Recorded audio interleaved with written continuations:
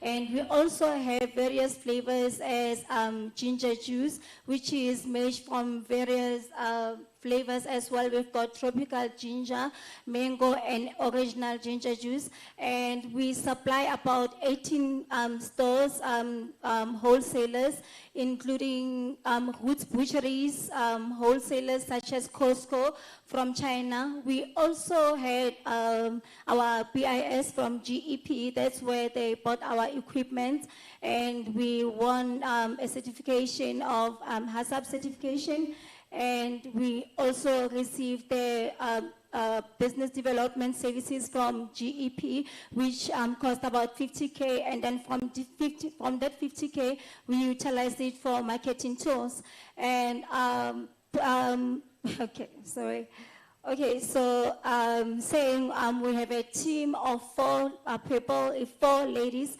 We've got quality controllers, we've got the cookers, cleaners, and myself as a managing director of the company. And we are based in Sebokeng, and our township, that's where our foundation is. And we also are planning, our vision and mission is to supply mines. We're planning to supply hospitals. We are already having 4 schools that we are supplying around the Val Triangle. We are planning on to growing and exploring to other countries. And with the help of YFM, we managed to get more customers, especially from the Eastern Cape, Limpopo, and Bloemfontein. Thank you so much. Thank you.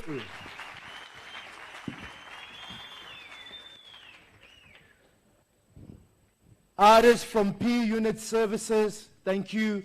She's got her products with her. If you want to taste what she's speaking about, don't just taste, you must buy as well after you taste. Now, people who have got products must have something called a tasting fee. Hey, umuntu uzotaste yezo. Tepo from Sidekick Tracker. Last number, we've got 2 more to go. Then we are done. Tepana, please can you come onto stage, my brother? After you are done sidetracking the judges from what they need to do. What a way to start. I last number le. Strategy, just one strategy.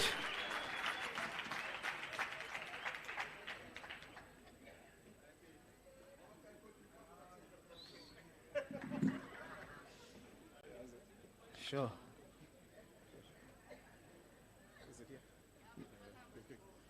Oh, you can use that now. All right, Tsepan. Then we'll go to the next side. All right, Tsepana from Sidekick Tracker. Here's your mic, last number. Your 3 minutes starts now, my brother. Okay, hello. How are you? It's hard to come after your competition, but here we have the same product. My name is Tshepo Sethosa from Sidekick Tracker. We trade as last number Mabele. Our company started back in 2020. I'm from an entertainment background. So in 2020, there was no gigs, there was nothing to do. I decided to hunka pizza yamtohoko rekisa ko Joburg, and the business was an instant hit. So while I was selling there ko Joburg, I had a light bulb moment that said I should package this thing, and we've been moving since. We supply over 80 tuck shops in and around Gauteng. We have 30 Roots Butcheries, 10 engine filling station, and most recently, we've just added a product called Papala's Terminator. So it helps with hangovers. So this product, if you want it, you can find it on the macro online platform, macro for Ilokuzana for moving forward.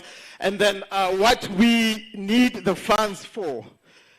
We need the funds. These are some of the shops that we're supplying. As you can see there, that's the Roots Butcheries, that's the engine filling station, and the macro. What we would need the funds for is that we need the funds for us to expand to other townships.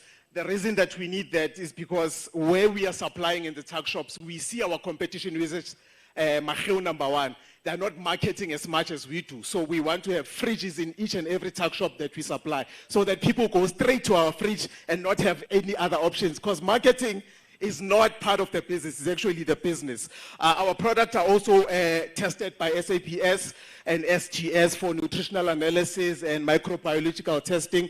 I also have a qualification in food handling and also a qualification in ISO 22000, which is the highest certification in the food space. So yeah, that is us. Last number. My name is Tembisa. Thank you.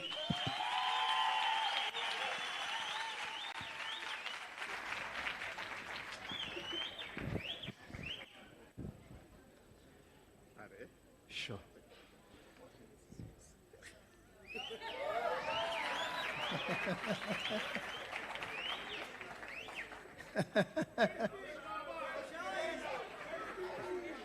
Bathi ungabiyeki baba. Incredible. All right, thank you so much, Mtsepana. It's encouraging, man. I mean, mina ngiyakhuthala, man. When I see Amachita expanding, I mean, to get into one of the garage is a mission. It's a process. And so that's why I encourage you to also listen, because you're sitting here, some of you, and you've had this barrier. Your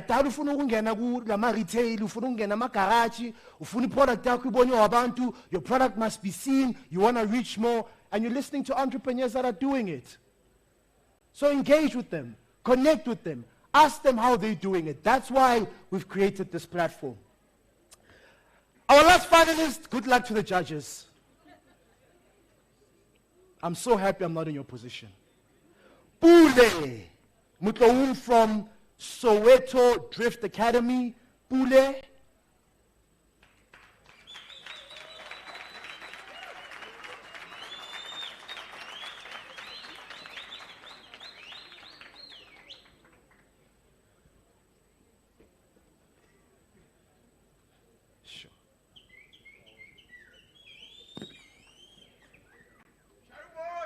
Shai moto man.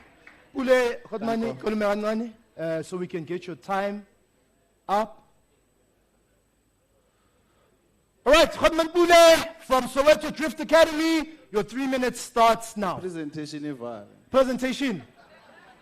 A presentation ngati batabana ngati ya drift. Tikishange pelas ke. Okay, Khotman bangene baqeda ungitshela la emuva abantu abanayo. Ngicela ukishange pelas. Yeah, sure. No, ilandi pelas ke.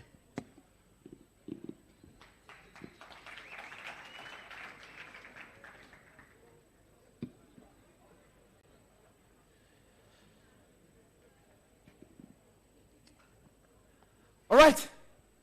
We bet. Yeah. Okay, sure. Yeah, ngimna. Khotman isikhathi sakho sesiqalile ke yazisho. Yeah, ngisuspectile lento ukuthi bazongisabotage. Igama uPule, I'm from Soweto Drift Academy. I'm based in Orange Farm. Soweto Drift Academy is a 100% black-owned and managed motorsport business. We are the first ever company to affiliate under Motorsport South Africa. We have been in business since 2008, so we have been in this game for a very long time. We are actually the company or the brand that advocated for car spinning to co-commission.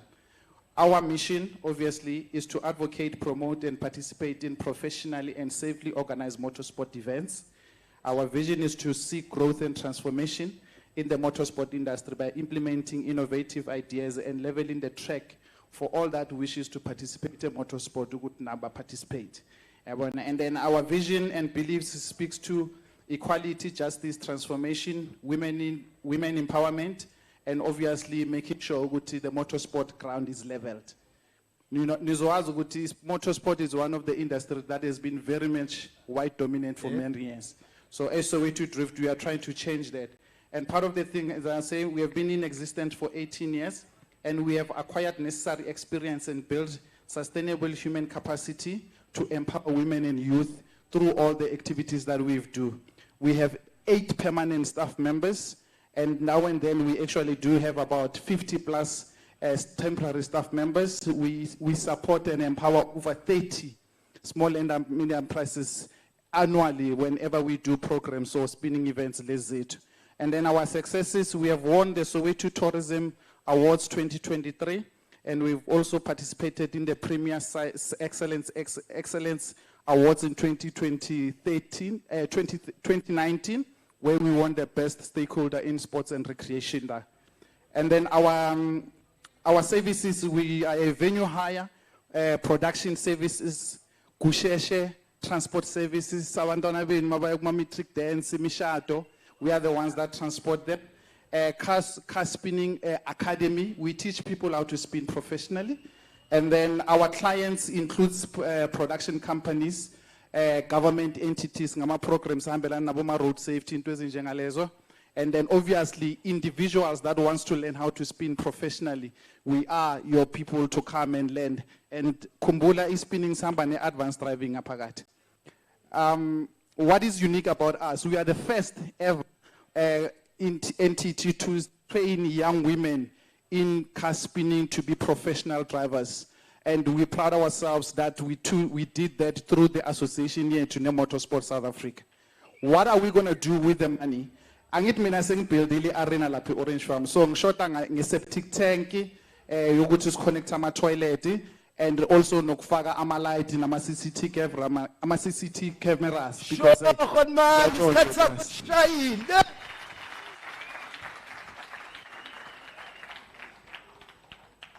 Sure, Godman.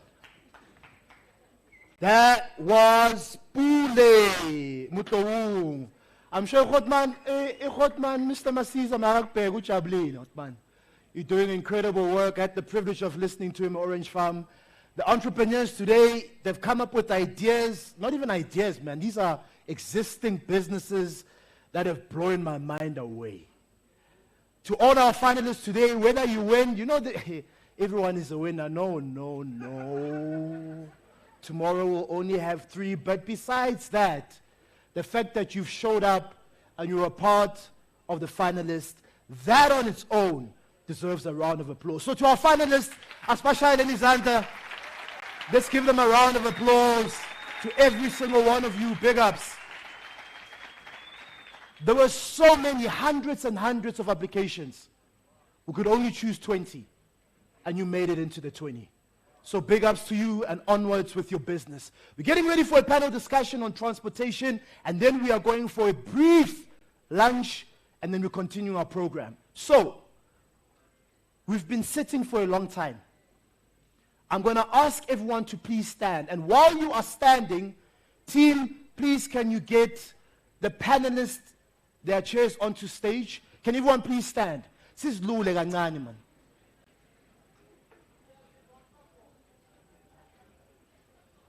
Team,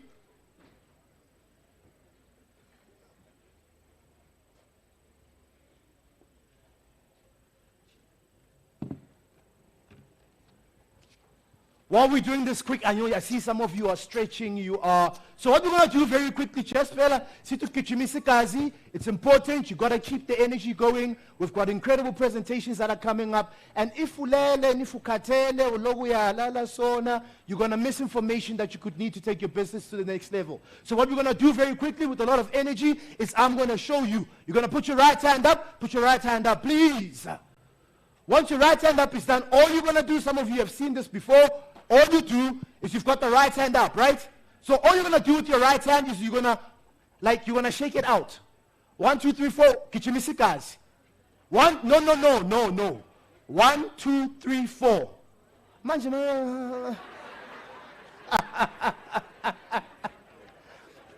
2, 3, 4. 1, 2, 3, 4. What else done it? So simple. Sit down and go right. 1, 2, 3, 4. And then go left. 1, 2, 3, 4. Then we go to the right foot. 1, 2, 3, 4. Then we go to the left foot. 1, 2, 3, 4. Then we go to the right hand. 1, 2, 3. We go to the left hand. 1, 2, 3. Nyayithola ngithi. Mawungayithola uzoyithola. Phambili.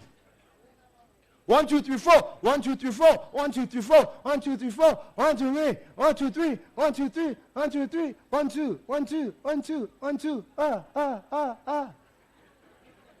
Do you have it? Okay, but if you don't have it, act like you have it. Let's have the right hand up, but it needs to go fast because you can't. One. It's quick. 1, 2, 3, 4. 1, 2, 3, 4. 1, 2, 3, 4. 1, 2, 3, 4. 1, 2, 3. 1, 2, 3. 1, 2, 3. 1, 2, 3. 1, 2. 1, 2. 1, 2. 1, 2. 1, 1. So slowly. Okay, let's have the right hand. Let's go. Ladies and gentlemen, are we ready? Come on, give me some energy. Are we ready? Give me some energy. Are we ready? Okay, let's go. 1, 2, 3, 4. 1, 2, 3, 4. 1, 2, 3, 4. 1, 2, 3, 4. 1, 2, 3. 1, 2, 3. 1, 2, 3. 1, 2, 3. 1, 2. 1, 2. 1, 2. 1, 2. 1. Chapeleng matso.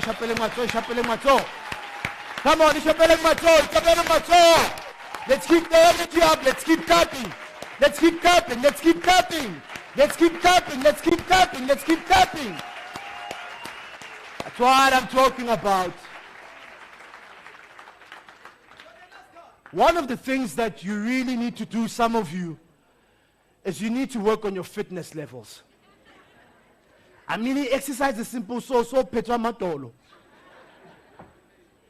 You gotta keep the energy going. Thank you so much. You can have a seat. We're having a panel discussion, and then we are going to go on a break. Sound, please, can we also make sure that we've got enough mics? Yeah, it's good, bro.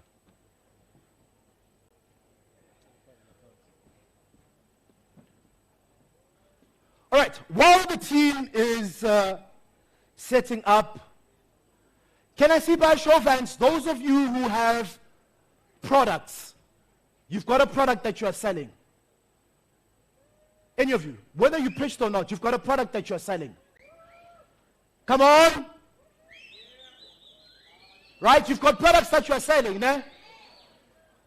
You've got those products, but one of the challenges that you have is how do you get those products to the people that want your products who don't live where you live? Anginizo, nyangizo. Ula eTembisa umuntu se Eastern Cape ufuni product yakho. How do you get that product from eTembisa to a Eastern Cape and not have to pay an arm and a leg for it? Because at the end of the day, you still want to make profit, right? So we've got specialists who are going to come onto the panel to talk to us on the power of transportation. What are some of the things that we should look out for on how we can transport our products and services? Transportation infrastructure, from taxis to delivery bikes, they play a pivotal role in the township economy, often filling gaps left by large logistic services. Yes, we see the big ones. But what about what is happening in Konala Ekasi to get your products, even Konala eTembisa? So mobility and logistics, we know about it from the township. I'm going to call upon our panelists. So we've got a panelist, guys who are in the industry, who have been in the transportation industry for years. Konala Ekasi, to give us a background and insight on what is happening and how do you get involved. My first panelist is Mr. Padahi. Please, can you come onto stage from Baki for Hire? Is he here?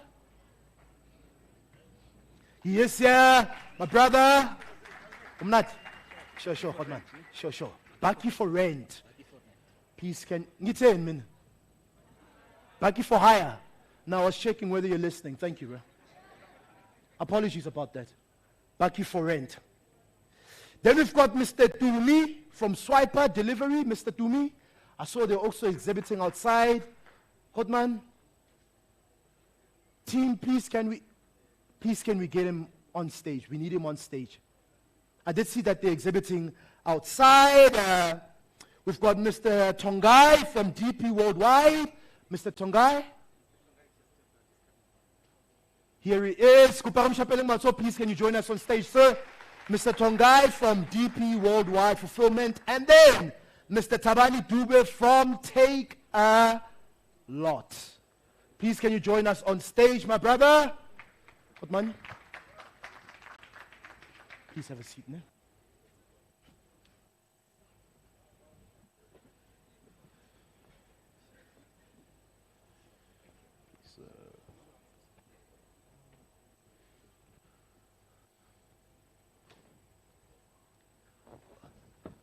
All right, gentlemen, thank you so much for joining us to speak on this really critical topic around the power of transportation.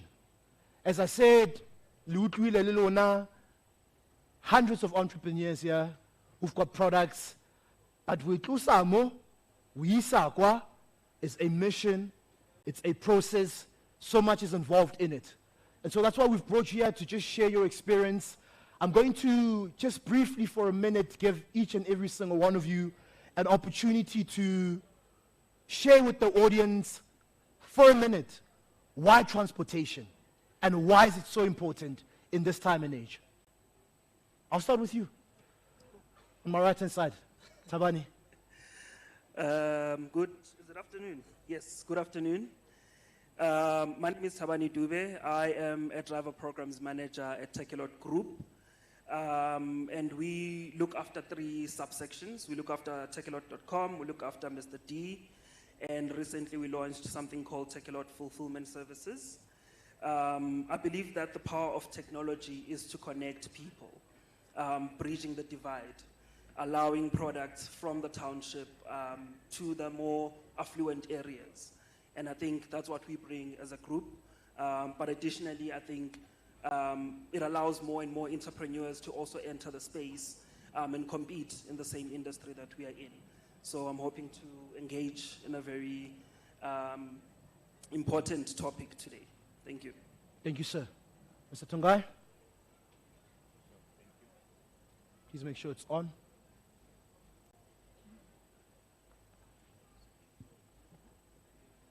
No, thank you very much. So my name is Tongai, and I work for DP World, specifically in the Sub-Saharan Africa region. And just to talk a little bit about DP World. So DP World is a global organization. We specifically are in Sub-Saharan Africa, Europe, North America, and Asia Pacific. We've got over 100,000 employees, and we move about 10% of global trade, if we look at the latest stats. And I think to talk specifically about what we are doing in Africa and in South Africa specifically. So we've got an e-commerce logistics business that we call DP Fulfillment. And in that business, we've incubated a pilot program where we are building a solution that allows us to connect spaza shops and other township entrepreneurs with principals. And the principals that DP World works with Tiger Brands, Switch, Kellogg's Tolerem, and so forth. And we're busy finalizing partnerships with other principals. And essentially, in the model that we've incubated, and specifically in relation to transport, is that DP World will source and acquire vehicles. We will identify township-based entrepreneurs that we will make those vehicles available to. And those township entrepreneurs will obviously recruit drivers. And we will then, because we've got scale as DP World, we will source product from the manufacturers at extremely competitive prices. And we will pass on all of those savings directly to the spaza shop owners. And that's why we're particularly excited about attending here today, because we believe there's a really big opportunity to, number one, empower township entrepreneurs, but also create employment in the townships. Because specifically the drivers that we want to participate in our program should be based in the communities where they stay. So that's us as DP World. Thank you, sir. Sorry, my brother. Before, at the back, those who are exhibiting, please can we just keep it down? If you want to have a conversation, please have the conversation, or just keep it down. because I think some people are struggling to hear because of the noise that is happening. So, Kialukopa, after this panel discussion, we go for lunch. You've been incredible so far. Thank you very much. My brother, Baki for Rent, over to you. Thank you very much. Good afternoon, everybody. My name is Rasringwani Padagi. I am the founder of a company called Baki for Rent. What Baki for Rent is a business that we rent bakkies specifically to entrepreneurs.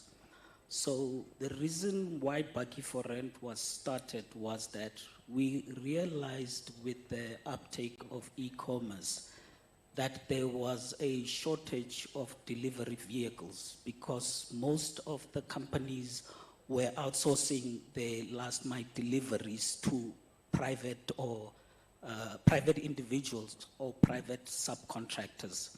So that's why we decided to start Baki for Rent. So we make the barrier to entry of vehicle ownership very accessible.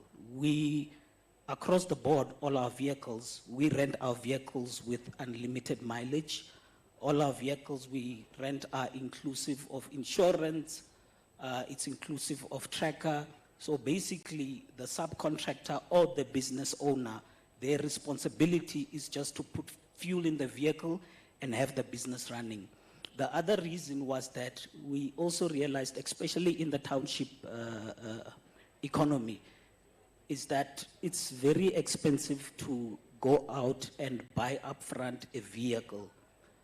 So we give you the opportunity to own a vehicle for a few months or a year, however long you want to own that vehicle, to the point where you can save up money, buy your own vehicle. So yeah, so that's basically why we started Baki for Rent. Thank you very much.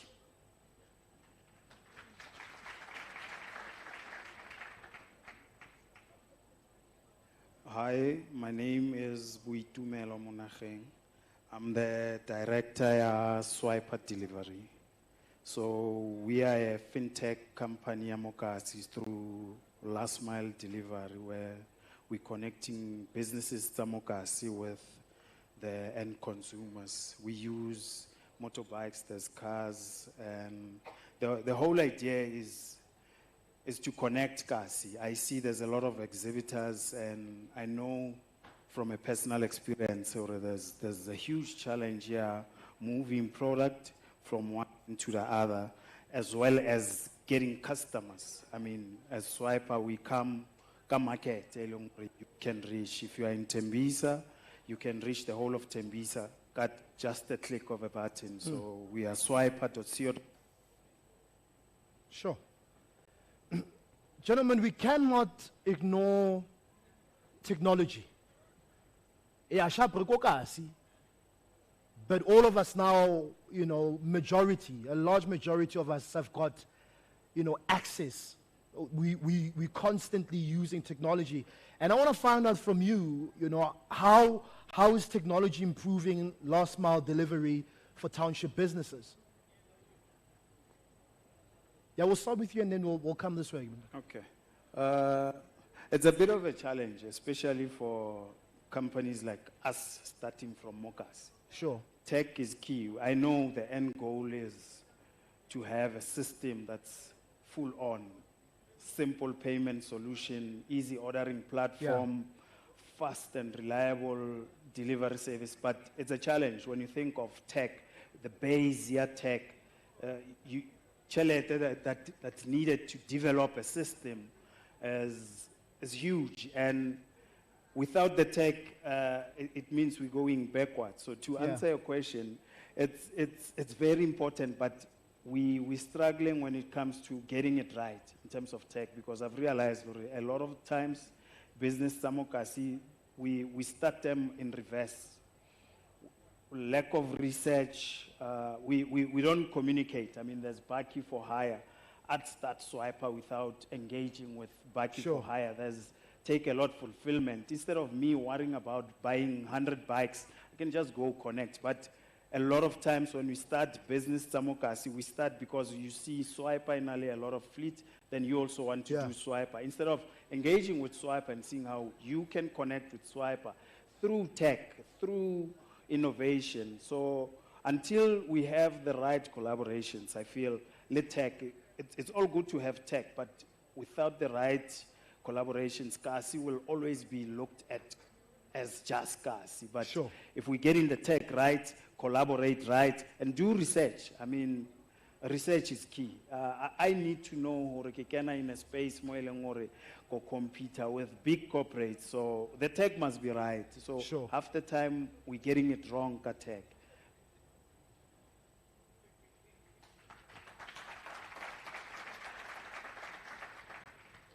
Yeah, so as Baki for rent, a large portion of our fleet is actually hired by last mile operators of companies like Your Take a Lot. We've got the major courier companies, Your First Way, Your Courier Guy. There's a lot of guys that are hiring Bakis from us. Now, what we do, we are a very technology and process-driven business. So example, each one of our vehicles is installed with a tracker unit. But we are, as far as I know, and anybody's welcome to challenge me. As far as I know, we are the only rental company that gives you the opportunity to track the vehicle that you are renting. So if you rent a vehicle from us as a private contractor and you have other drivers, you can actually track that vehicle that you're renting from us. Another technology in each and every one of our vehicles, we've got a fingerprint to start system. So for you to start the vehicle, you need to first put your finger on the fingerprint reader, and then only then can you start the vehicle. Now, what that does is, as operators, if you give your car to a driver and they decide to give it to a friend, it won't work. They won't be able to start it. Technologies like geofencing, we've also got trips. You can schedule trips as the owner, operator of the vehicle. You can schedule trips. So there is quite a lot of technology that enables and helps last mile operators in our vehicles. Sure. So, what happens if now? Okay, let's move on. No, a fingerprint and and then no how via.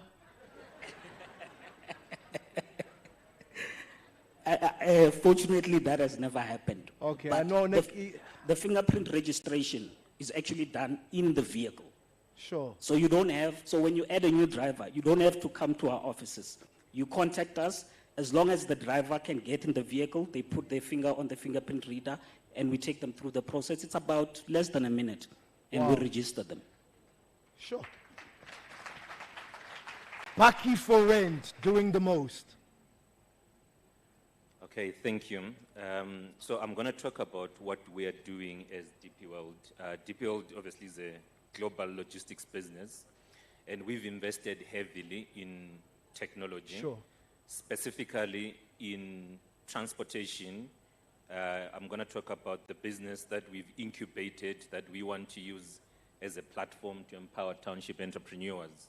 So we've invested, we've got a development house in India with about 600 software engineers, and we've spent the greater part of last year together with third parties investing in a final mile system that allows us to execute deliveries, but it's integrated into an ordering platform that allows, number one, for the drivers that we're going to empower to execute deliveries, but to also execute van sales.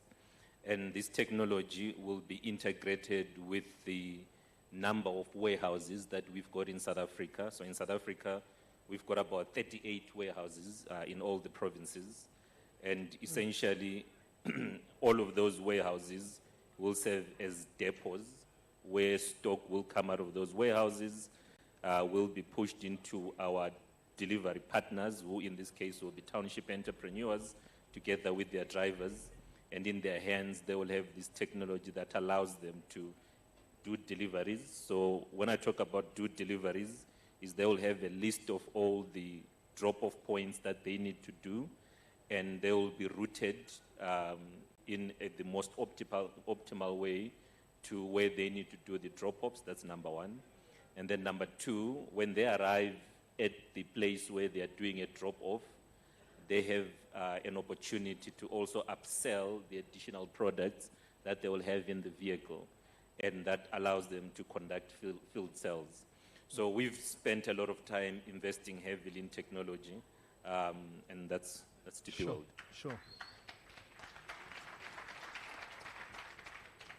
Yeah, so I mean, I think for me, it's a topic that's very close to home. I went to school at Shaking, and growing up, one thing we never had at Kasi was the power of convenience. So what I've done with the group is we've launched something called the Township Economy Initiative. And what it does is it basically connects people. If you look at what we've done over the years as a group, we've moved from Mr. D to Mr. D, from Mr. D Food to Mr. D, which means that we left the restaurant business and we said we want to be a convenience business. What this does is it allows us to pivot from just ordering food, but to have a much broader value chain. So if you look at Tembisa currently, we have Mr. D, and we do groceries. You are able to order a weave and get it in 30 minutes from the SMEs that are in the platform. We wanted it to be a product that allows you to get anything that you want at a quicker pace. So for us, the power of technology has allowed us to see how we can use our platforms to enable small businesses within the township market. Right now in Tembisa, we have 12 drivers that we took through a driver program where we basically get them a license, teach them how to ride a bike, and they're able to become last mile delivery drivers.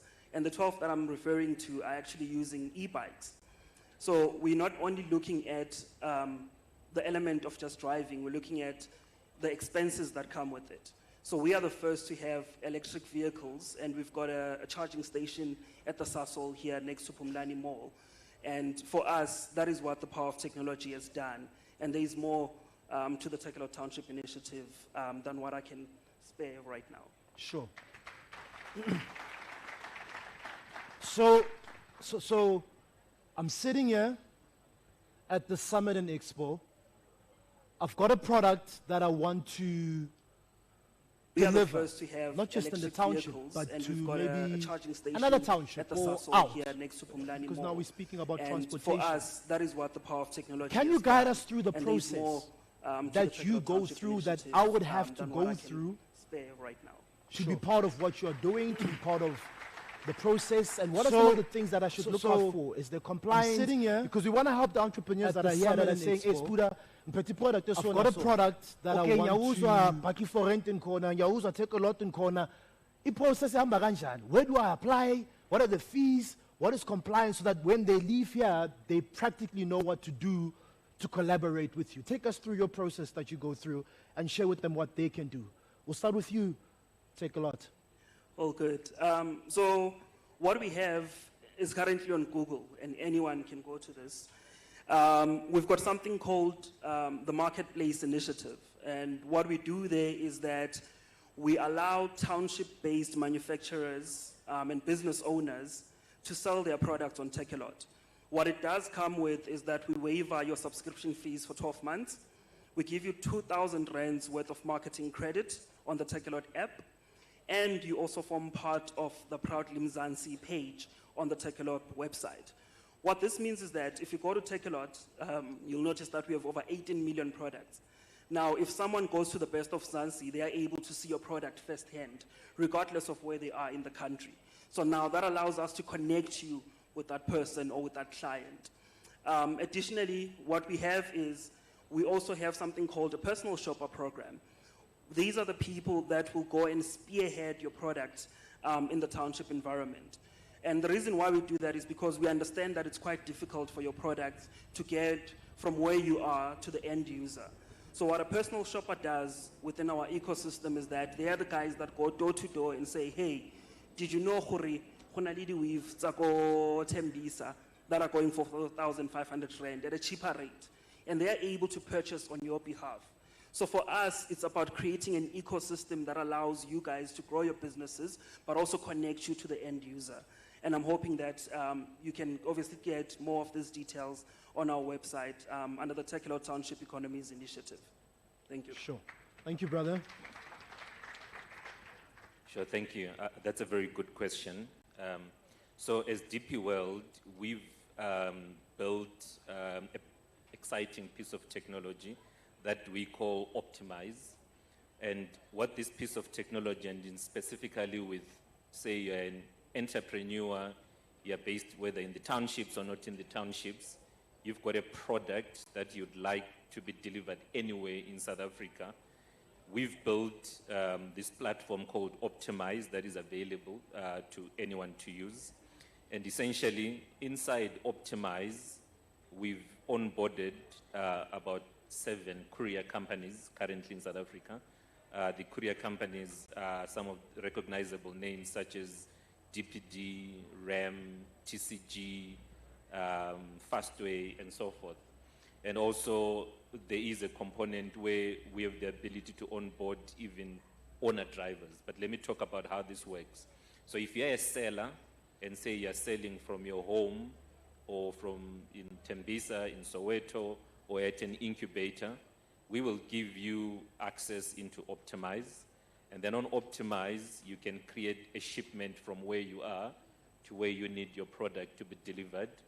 And once you do that, once you put in the details of that the shipment details, Optimize will save you a list of courier companies and their rates.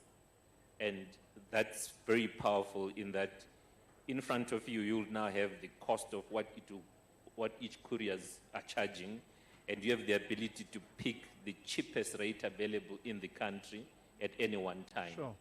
And if you select that, that will trigger a pickup, and the courier will come to your at home or the pickup address.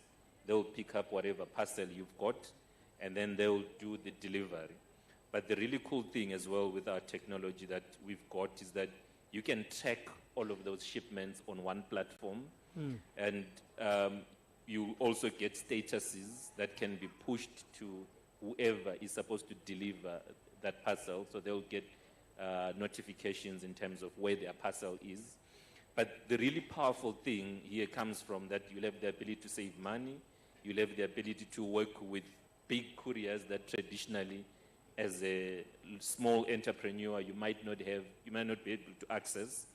But if you look at how we've also enabled, using our scale, enabled certain capabilities. So if you look at last year, we were able to facilitate 1.5 million shipments on Optimize. This year, we are forecasting to do about 3 million shipments. And because of the volume of transactions that go through Optimize, we're able to go to the couriers and get the best, lowest rates available in the country. And those rates can then become available to you as a small entrepreneur. And we've got, without exposing some numbers, you know, if you went directly to some of the couriers and you wanted to deliver a parcel, they might charge you anything up to 60, 70, 80 rands. Because of our scale, we can give you less than half of that in certain instances. So that's the capabilities that we've got.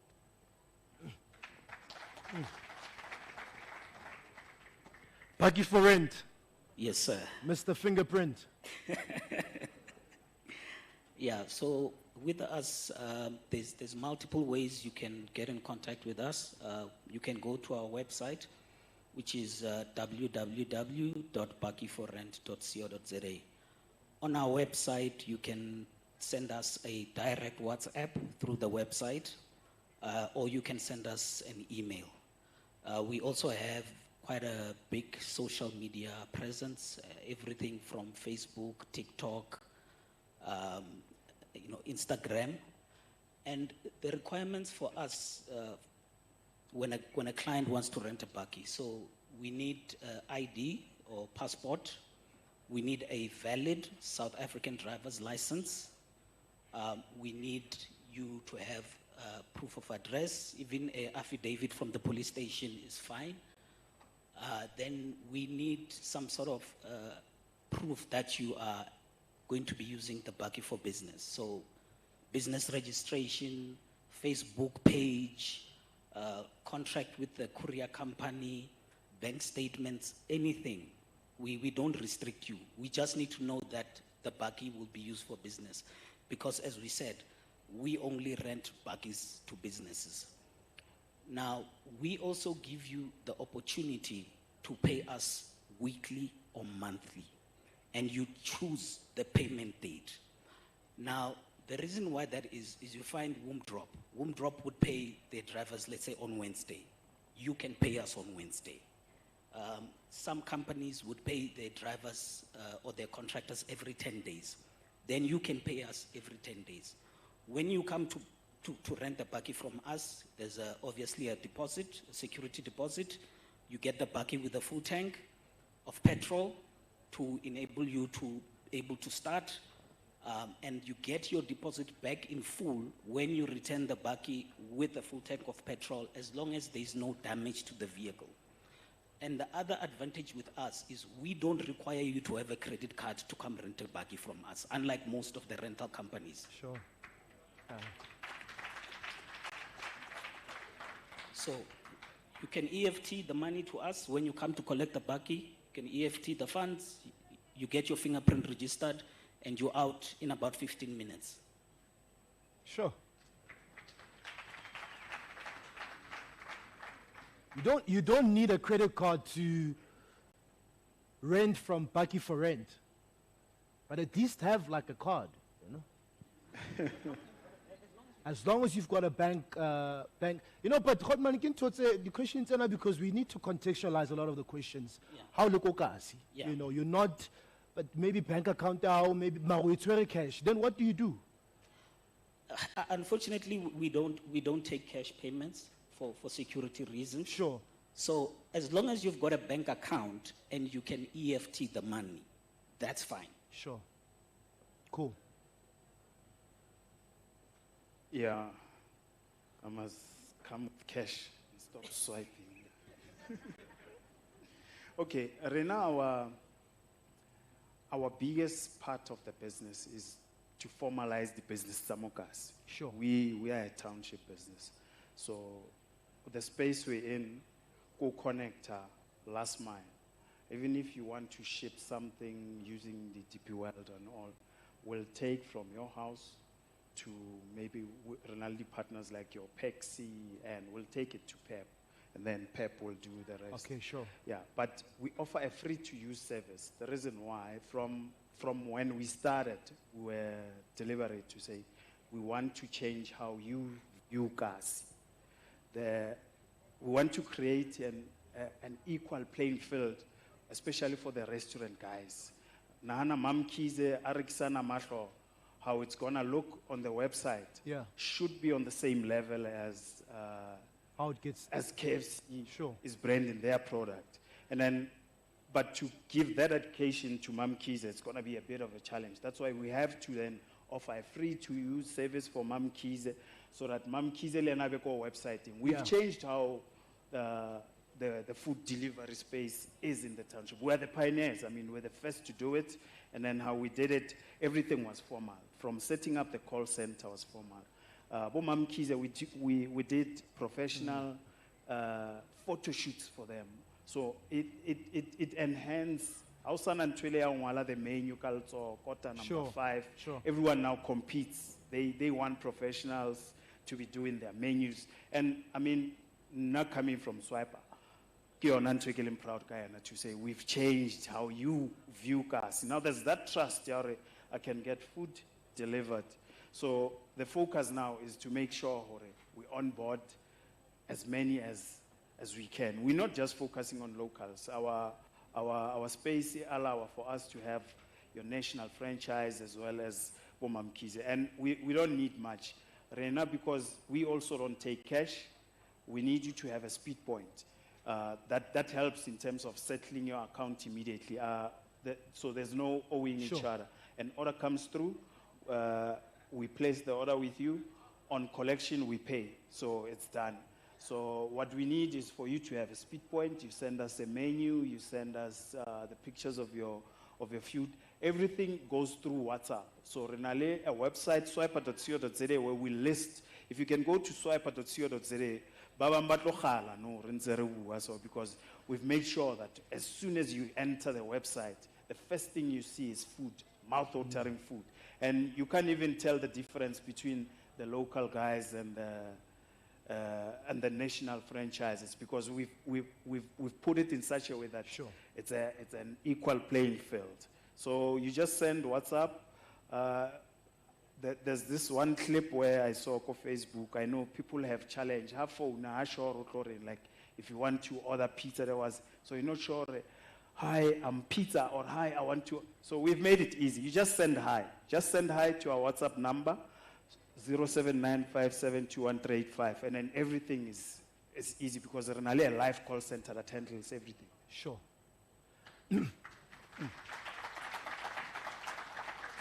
So, gentlemen, this is my last question before we go to lunch. And once again, context for me and for the audience is always important, because right? And one of the things that entrepreneurs are then thinking about is the safety of their products and what you're delivering, right? So I am deciding, swiper or paki for rent or IDP or take a lot, because panale loan. And I want you to transport this product from point A to point B. But now the safety of that product. We know the crime in the townships. Take us through that process. What happens then if you are transporting, for example, one of my products from Tembisa, and then driver bamtwarapo? Am I insured? Am I secured? How do you cover me as an entrepreneur in the township? The last question, and then we wrap up and go to lunch. Okay. We started the business 2019. Mokasi. I've never seen anyone doing delivery kokasi. Meaning, I've never seen anyone drive a scooter. Mokasi, let alone the delivery bikes. So I had to then come up with a model that's gonna work for us. Sure. So I trained from scratch. Kolata, I was even next bike. I train you, I license you, go gaspan, you work. The reason why we did that, there's a certain culture ya swiper. If you've had a swiper experience, you'll understand. We navigate Kasi better than Google Maps. That I can guarantee you. Sure. We navigate Kasi better than Google Maps. Because of the culture I've built, there's a barrier language. So that talks to safety. I mean, if I can trust you, yeah, it means I can order again. So, and then you still have processes that you need to go to secure. That's why we've had insurance. You insure the goods in transit. But part of the terms of use, we make it clear on our website. Sure. There's a clear terms of use, and in terms of refunds and how that works, we make it clear. You need to make that clear upfront so that you don't have problems happen, and you don't want to now. So le mathateng a patala things you didn't prepare for. Sure. So, and then also safety element. You need to make sure hygiene is key. Bikes are clean. Yeah. We went as far as trying to get the COA for the bikes. Unfortunately, our space doesn't allow for that, but we've made sure that the partners we work with, the KFC must be COA compliant. The Mamkize must be COA compliant. If she's not COA compliant, at least they need to follow certain guidelines, because I mean, food, you dealing with something that's sensitive. Sure. If I deliver food to Black Mala, you die. There's a lot of things involved. So safety is key in the space. But more than that, trust. With Swiper, we've built trust. You know, you can trust, or my food will be delivered fresh. So you deliver fast and fresh, and everything is history. Yeah. Fantastic. Thank you. Yeah, so for us as Baki for Rent, security and safety is one of our biggest concerns. And so on top of having the fingerprint in the vehicle, when you rent a car from us, sorry, I forgot to say this, as part of the process to rent a car from us, we take your fingerprint in our offices when you come to collect the car. We verify those fingerprints against Home Affairs to say you are who you say you are, right? And in terms of insurance, is all our vehicles have got comprehensive insurance. And in terms of tracker, like I said, we've got the fingerprint to start in the car. So if you steal one of our cars, you're not gonna get anywhere. You know, and we actually are able to remotely immobilize the vehicle. So if you steal our car on the road, we can actually cut off that vehicle. It will slow down until it comes to a complete stop. And then on top of that, on top of the tracking unit that we use, we actually have another company that we've contracted to do our vehicle recovery. It's a separate armed response company that if we say there's trouble here, they get out and they go there. So Powerful. Safety, security, it's one of our biggest concerns, and it's actually one of our biggest expenses as a company. Sure. And to knock on wood, ever since we've started the company, fortunately, we've never had a major accident, just fender benders, and we've never had a vehicle theft. Sure.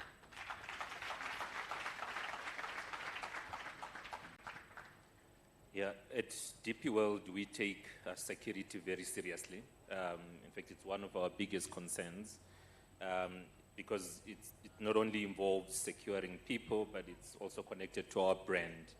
But specifically, if you look at our delivery universe, we've got obviously deliveries to townships and deliveries outside townships. And specifically, in connection with townships, the driver partners and the drivers that we use, we're very intentional in making sure that they come from the communities where we're going to deliver. Yeah, sure. We're very, very intentional about that. And in fact, we're actually looking for delivery partners in Gauteng, Mpumalanga, and Limpopo province that we will make vehicles available to, and they'll use our technology to deliver, but that's something separate.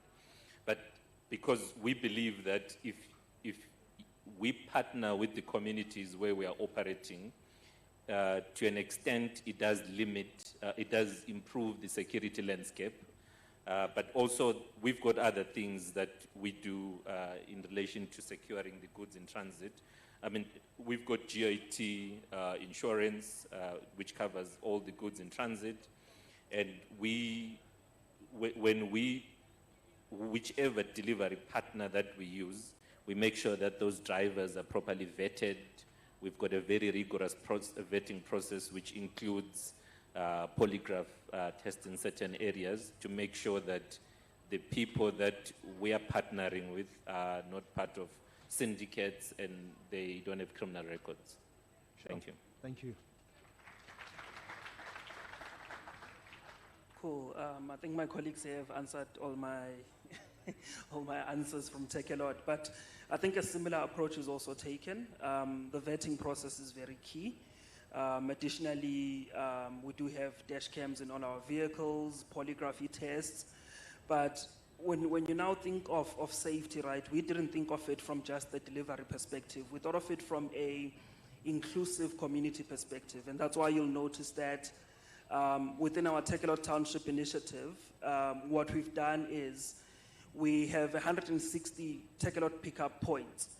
And because we understand that safety is key and we need to operate within the means of the areas where we are, you'll notice that Tembisa is one of 5 areas that's currently being sold as a pickup point to a franchise owner whom we want to identify from the township. That person can either be a tavern owner, can be a saloon owner, but what it speaks to is that we are able to then bring Takealot pickup points into the township by someone who understands the township. Now that allows the last mile delivery, even the milk run delivery to be a bit safer. All our trucks, when they enter a high-risk area, are usually escorted by a security company and armed response. But like I said, we are looking at it beyond that fact. We are looking at it from a perspective of how do we upskill the entrepreneurs in the township so that they understand that this is going back into the economy of the township as well. Thank you. Sure. Thank you. All right, we have come to the end of our panel. Please can we give our panelists a round of applause? I thought they were...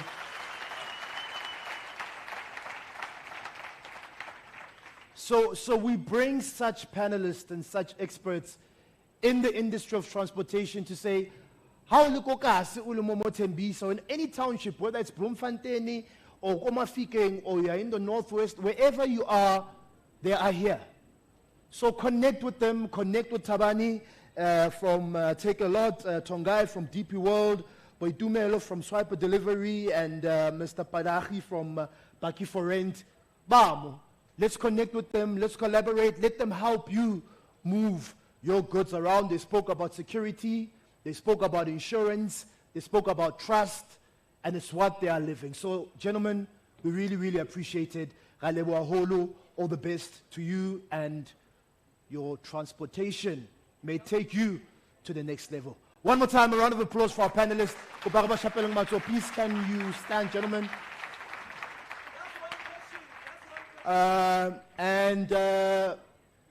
If you've got questions, you can see them after the panel. Please, can you come to the front? We need a photo of you.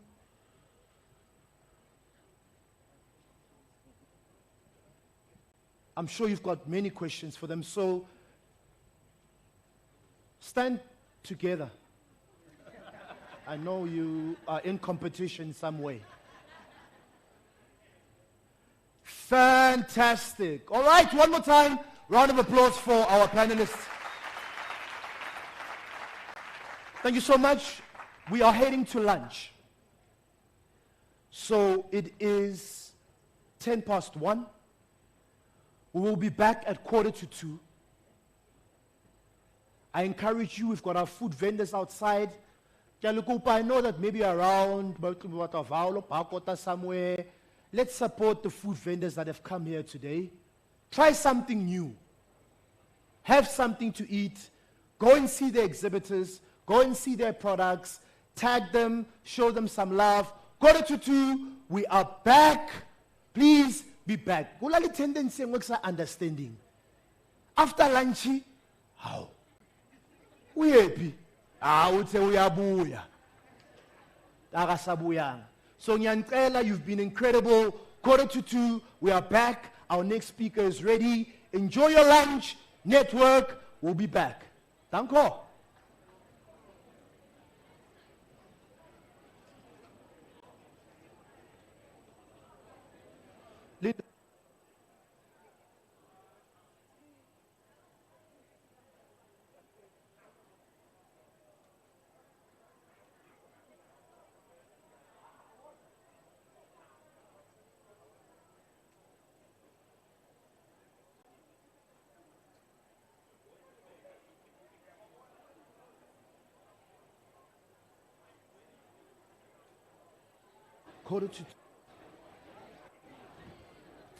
Grab something to eat, see the exhibitors.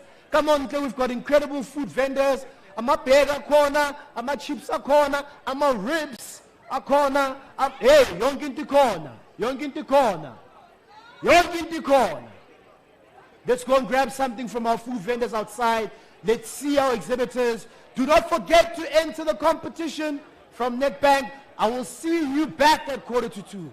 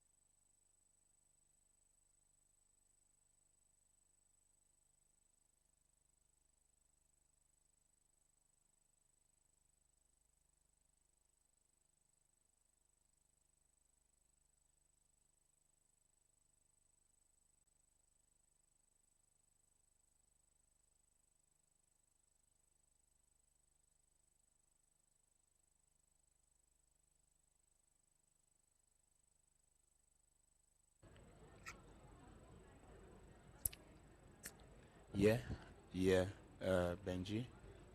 It's just okay. No, sir. Thank you.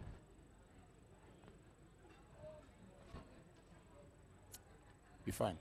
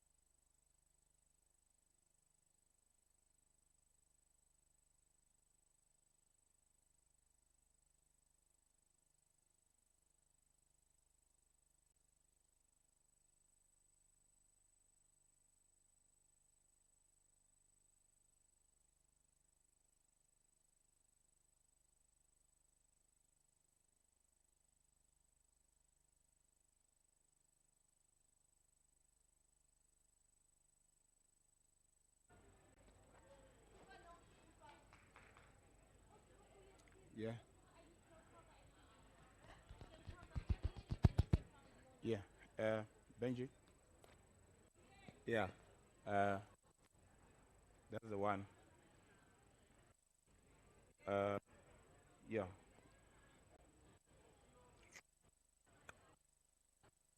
Hello, man. Uh, yeah, that's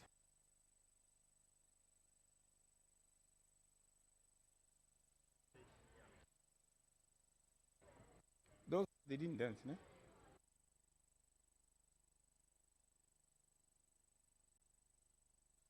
Yeah. Yes. Yeah. Benji. Yeah. Yeah. Yeah. Uh, yeah. Yeah. Yeah. Yeah. Yeah. Uh, here we go. Yeah. Yeah. Oh. I'm on stage. Yes. Benji, bring extra roving. Then we'll pair it with this roving mic. Thank you.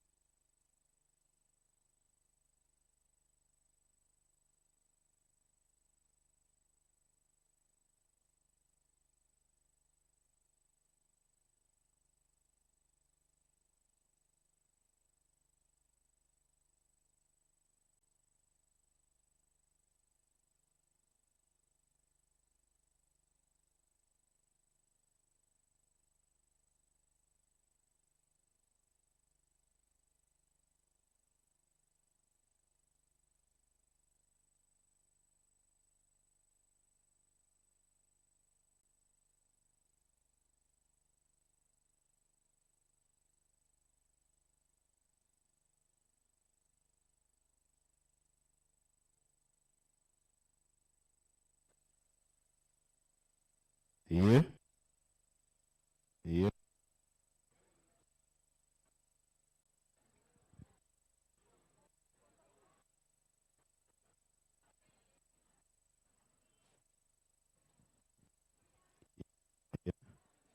Yeah. Yeah. Yeah. Yeah. Yeah.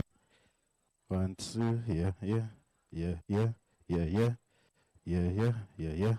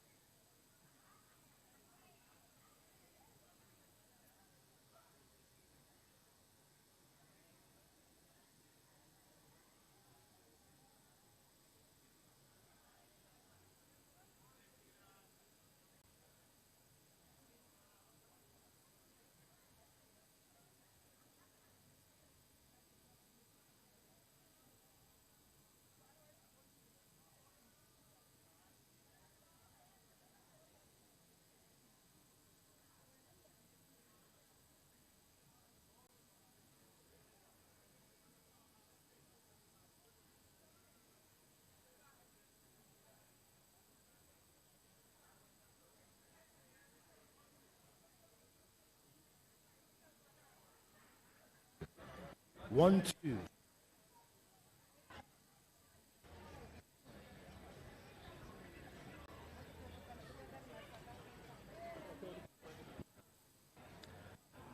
All right, thank you so much. Can everyone please take, or have a seat rather? Not take a seat, because people end up taking the seats. Ushers, please can you assist in getting people back inside so that we can continue with the program? Did you enjoy your lunch? Those of you who ate,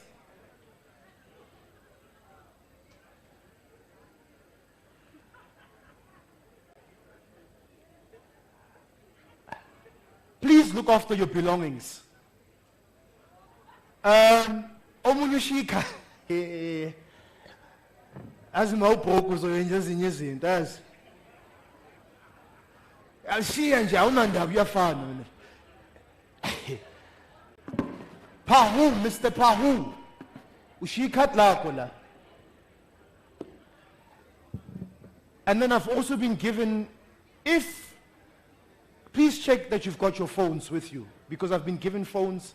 People have lost their car keys, Ford Fiesta car keys. But you know, what are you doing with Ford Fiesta car keys when you know you don't drive a Ford?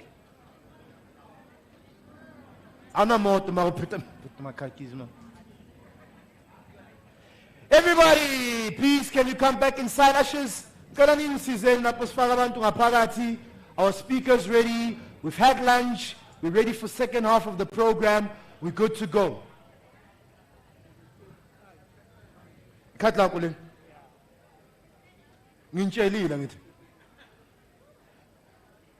It's in number. Account number.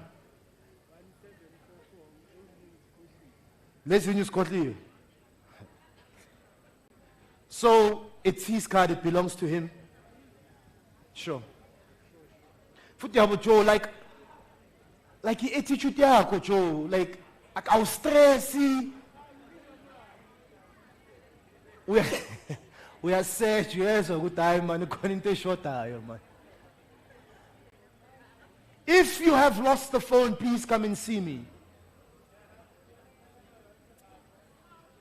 Once again, ushers, Nyancela, Njayam, and this season that's fucking abangapagati. Please, please, please, please, please.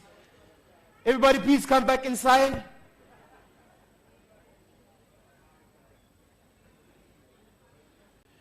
Did you meet somebody new?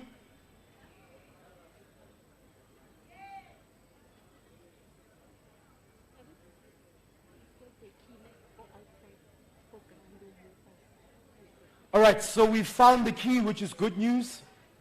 Thank you very much, Mama.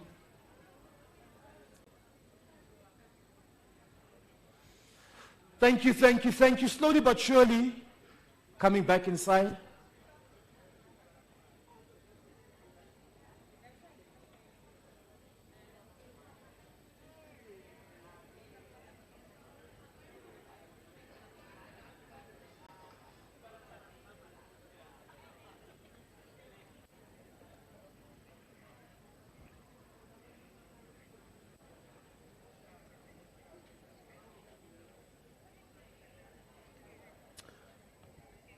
All right, mapantsula bafethu zokalani fast zokalani fast bafethu isikhathi siyahamba nani ngiyazi ukuthi kumele ngiyojiva somewhere banthusele dayini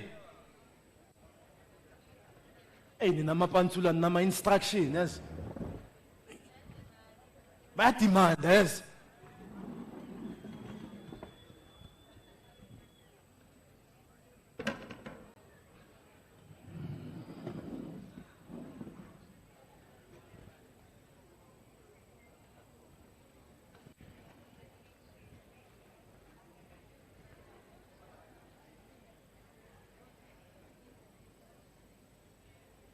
Ishabi? Space? All right. For those of you who are here, I wonder if I keep saying come inside, we're going to be here until 6 o'clock. You are here because you are here. You get to enjoy the benefits of watching this show. by young dancers, amapantsula sekasi. So ladies and gentlemen, ashayele amapantsula sekasi izandla. Rise and Phoenix Pantsula Group. Perfect. Azish.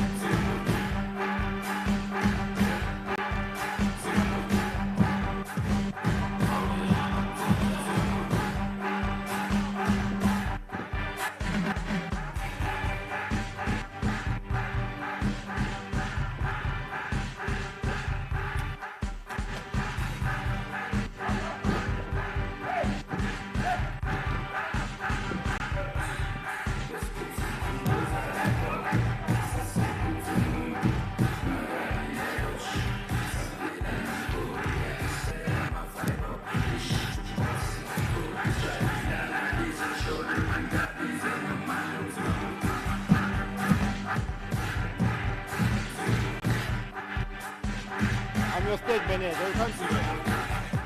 Your state manager. You get paid to speak here.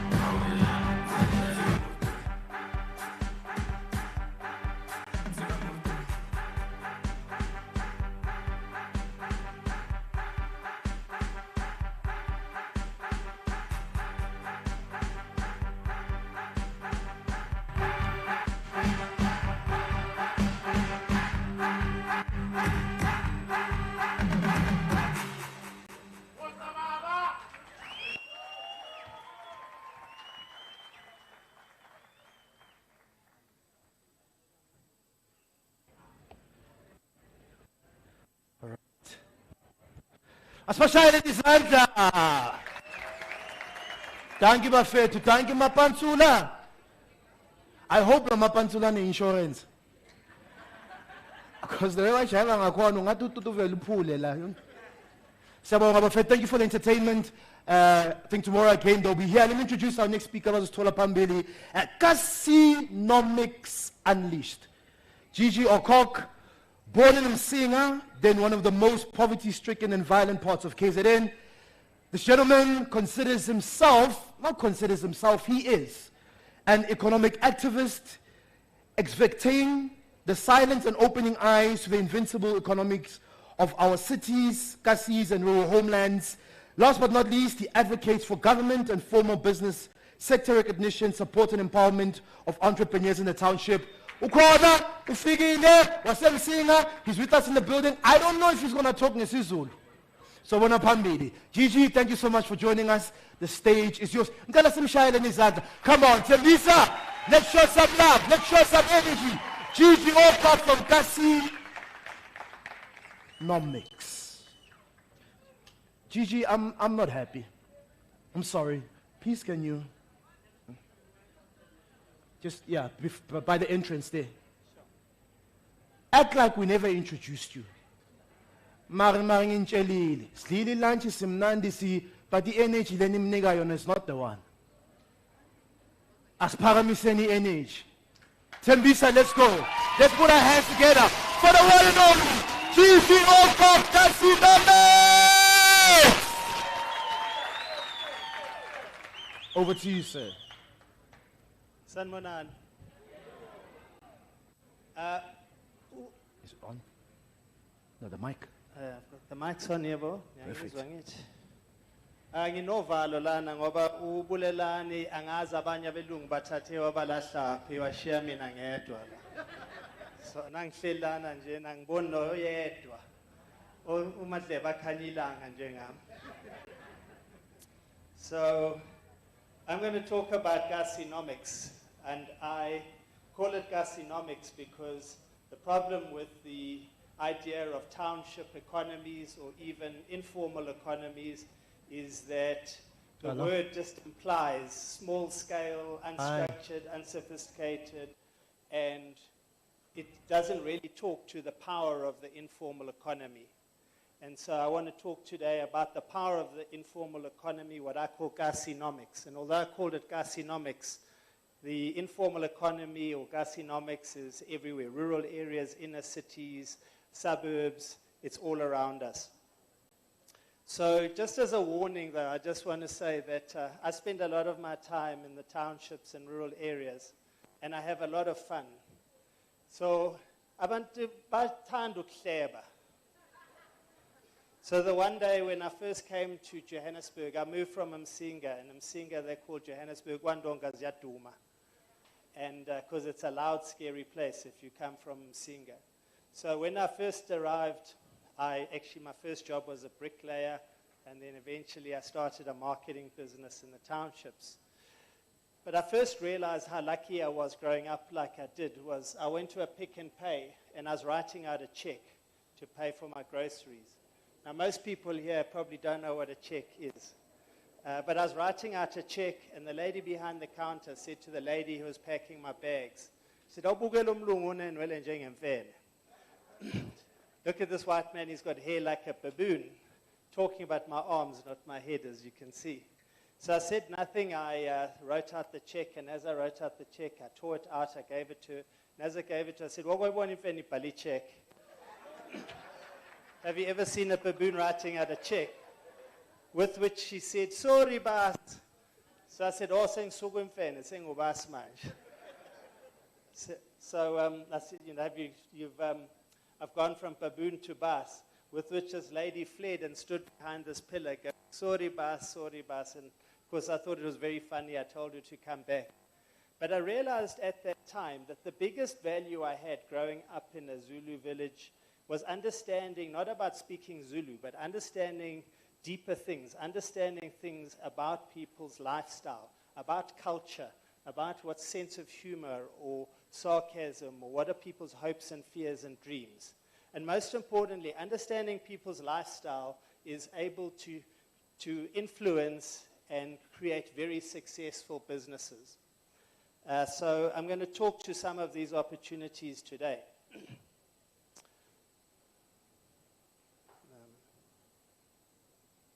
Sorry, I'm just getting the hang of this. There we go. So this is a quarter. Most of you will know what a quarter is. Quarter loaf bread with slap chips, polony or spatlo in some places. As you can see, it's endorsed by the Heart Foundation. It's banting friendly. So in 2005, I was asked by Parmalat to launch cheese slices in the townships. And at the time, in 2005, cheese did not exist in the townships at all. And they said to me, would I launch cheese slices into lunch boxes, into school lunch boxes? And I said, school kids in the township don't get lunch boxes, they get ikeri or pocket money, and they buy from the mamas in the schoolyard. And so I said, let's launch into quarters and into amakwenya. And at the time, no one knew in the business sector what was a quarter. Anyway, we launched cheese slices into quarters and into amakwenya. And today, Parmalat sells 3 billion rands worth of cheese slices a year, going into quarters and amakwenya in a space that never had existed before. And it just illustrates the potential size of this kind of market and what is possible to create. Today, I think it's very rare that you would go somewhere and you will not find a quarter with a cheese slice on it. So I just want to talk about Sia over there. Sia has 6 outlets, Sia's Chillers, in Soweto. And Sia started working as a call center, and his mother started the quarter business.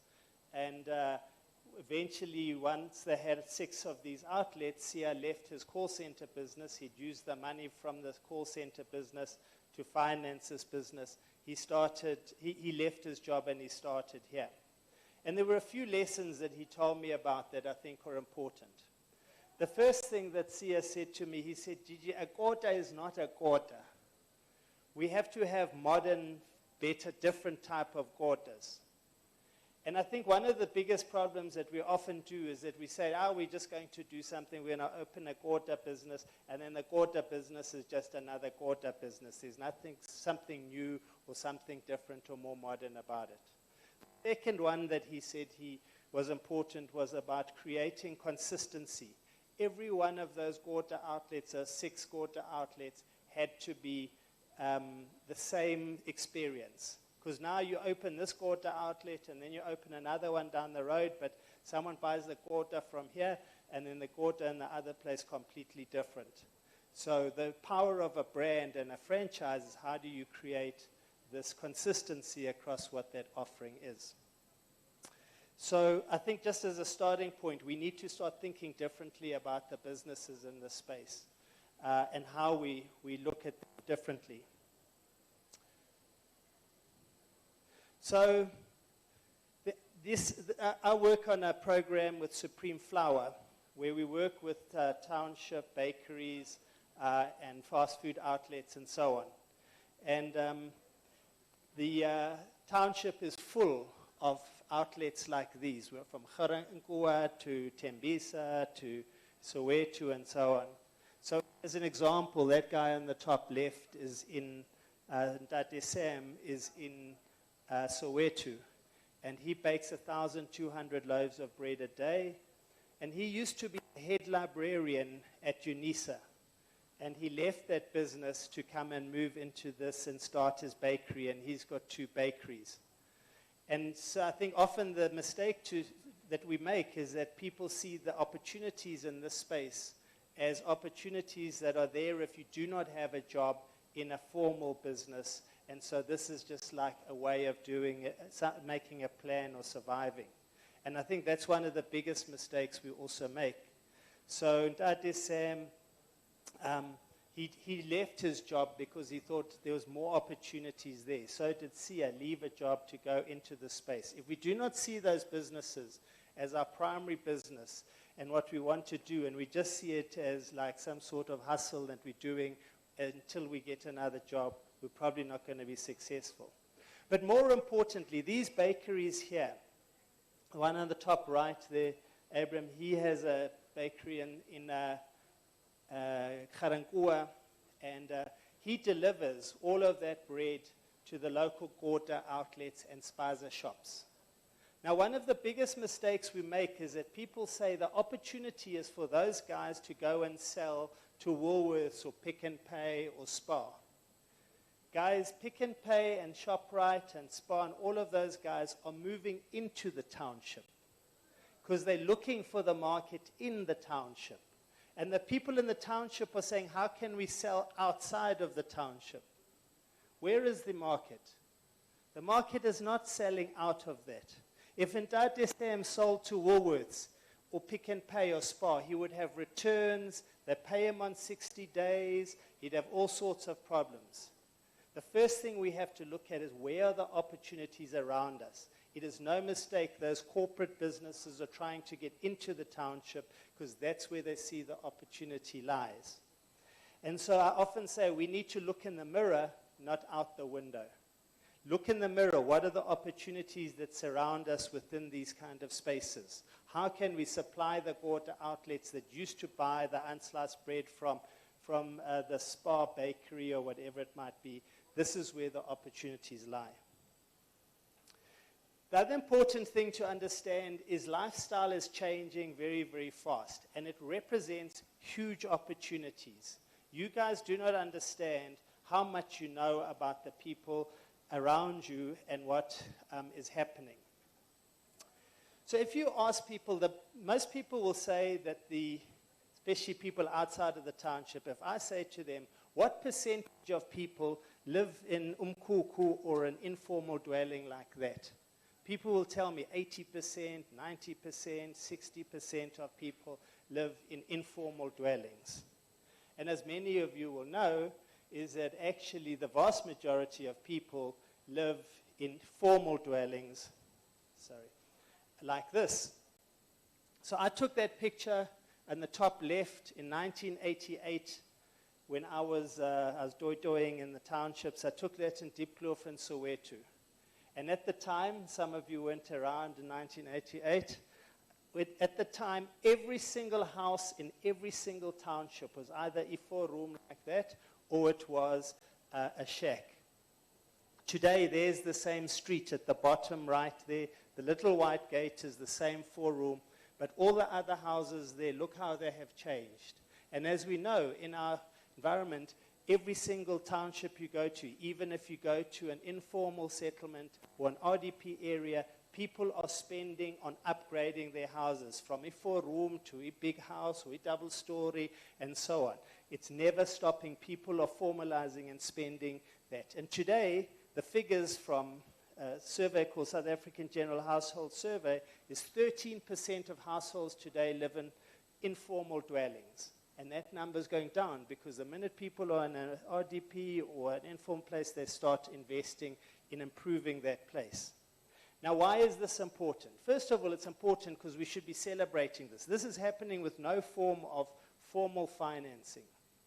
But most importantly, when people move from an informal dwelling and they move into a formal house, they start investing in a range of different things very differently. When you live in Mkuku, you're just keeping the rain out and the cold out. When you live in a formal dwelling, you start spending on what I call form and design and decor. So if we go into almost any township home, we find these beautiful ceilings. Now a ceiling like that, as you know, has no function. It's purely decorative. Who knows what is the styles, the designs that people want in ceilings? You guys understand that. No one will come from outside and understand that. The big trend at the moment, as many of you know, is chrome gutters. And I went into this house a while ago with some clients, and as we walked into this place, one of the women stopped and said, "Look at the pattern on those gutters." What's the pattern on those gutters?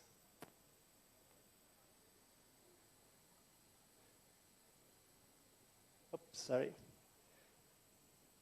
Louis Vuitton, sorry, it should come up. So I did a lot of work for PEP, and for PEP Home.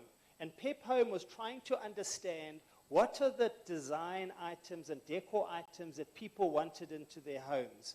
And as we would, when we went around the country showing them this, and we'd go into people's homes and people tell us, this is what I think is beautiful. And we went into the house with those curtains in Khayelitsha. And we went to Khayelitsha with the buyers from PEP. Now the buyers from PEP are all white and Afrikaans going to China, and they're buying the things they think people want for PEP Home.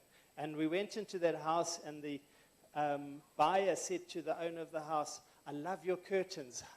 She said, "Thank you. I waited for the society to pay out." And she says, "And then I bought them, and they cost me 25,000 Rand. So the buyer from PEP said, "Oh, they're beautiful." He said, "I'm from PEP Home. have you seen our curtains at PEP? She said, I have. Who buys that shit? Because, of course, people have no idea what are the things that people want in these homes. And we're seeing at the moment a dramatic improvement where people are spending. I saw the one lady who was pitching here, does cupboards, kitchen cupboards and so on. Sorry, one back. A huge growth in spending on things like kitchen cupboards and decoration within people's houses. Now, there's a company called PG Bison. PG Bison sells high-end kitchen surfaces, and if you go onto their website, it says, we make beautiful spaces. And if you look at it, you think it's for Bryanston or Constantia or Mhlanga Rocks. Today, 42% of PG Bison's business comes from the township. People are spending more money in the kitchens and spending on that kind of thing with high-end items than are being spent in the suburbs. And who knows what those styles are? Who knows what those designs are that people are looking for? Again, why are we looking out the window and not looking in the mirror and being able to provide these kind of things? And there's many businesses that are already doing well. That guy, Elliot Maeli in Orlando, Eastern Soweto, he has 30 million rands worth of equipment on his floor, purchased cash. And he supplies PG Bison wood within his area to people who are making cupboards and so on and so forth. Chrome gutters, fences like that, mattresses. We have a lot of people who are doing these things, and the opportunity is huge because many of the times people are going outside of the township to get these kind of items. Another dramatic change in lifestyle is small households. Now, many of you will have noticed this, but maybe never realized how big it is. Today, we have 19.5 million households. Let's call it 20 million households in South Africa, of which 27% are one-person households. So almost a third of those, 5.5 million households in South Africa are one-person households. Now, why is that important? That's important because smaller households spend differently. They spend less on things like staples and essentials and other household things for a large family. They spend more on beauty, personal care, going out, and electronics and other things. And even more importantly, most of these people have moved out of the communal home and they're renting a room, a backyard rental. And so the vast proportion of our population is actually young people who are spending quite differently. And this was a headline the other day. Cape Town's next property millionaires could come from here. Cape Town, they were talking not about the people at Camps Bay and Constantia or Clifton. They were talking about the townships of Cape Town. A massive demand and a shortage of amaroom or single micro-rental units. And there's a big growth happening in this kind of space. In fact, South Africans spend 30 billion rand a year in backroom rental, on amaroom, on renting out backrooms, and there's still a shortage, as again, many of you will know. So when we think about it and we say there's a huge opportunity among single or smaller households, 70% of households in South Africa today are between 3, 2, or 1 person households. What do they need? What do they need in the spaces, and how do they spend differently? If we understand those lifestyles and we look at it, we already have a bunch of companies like Indlu, Bitprop, Mastandi, and others who are investing in this kind of thing. The shortfall is this. They're only investing or giving finance to people with a title deed.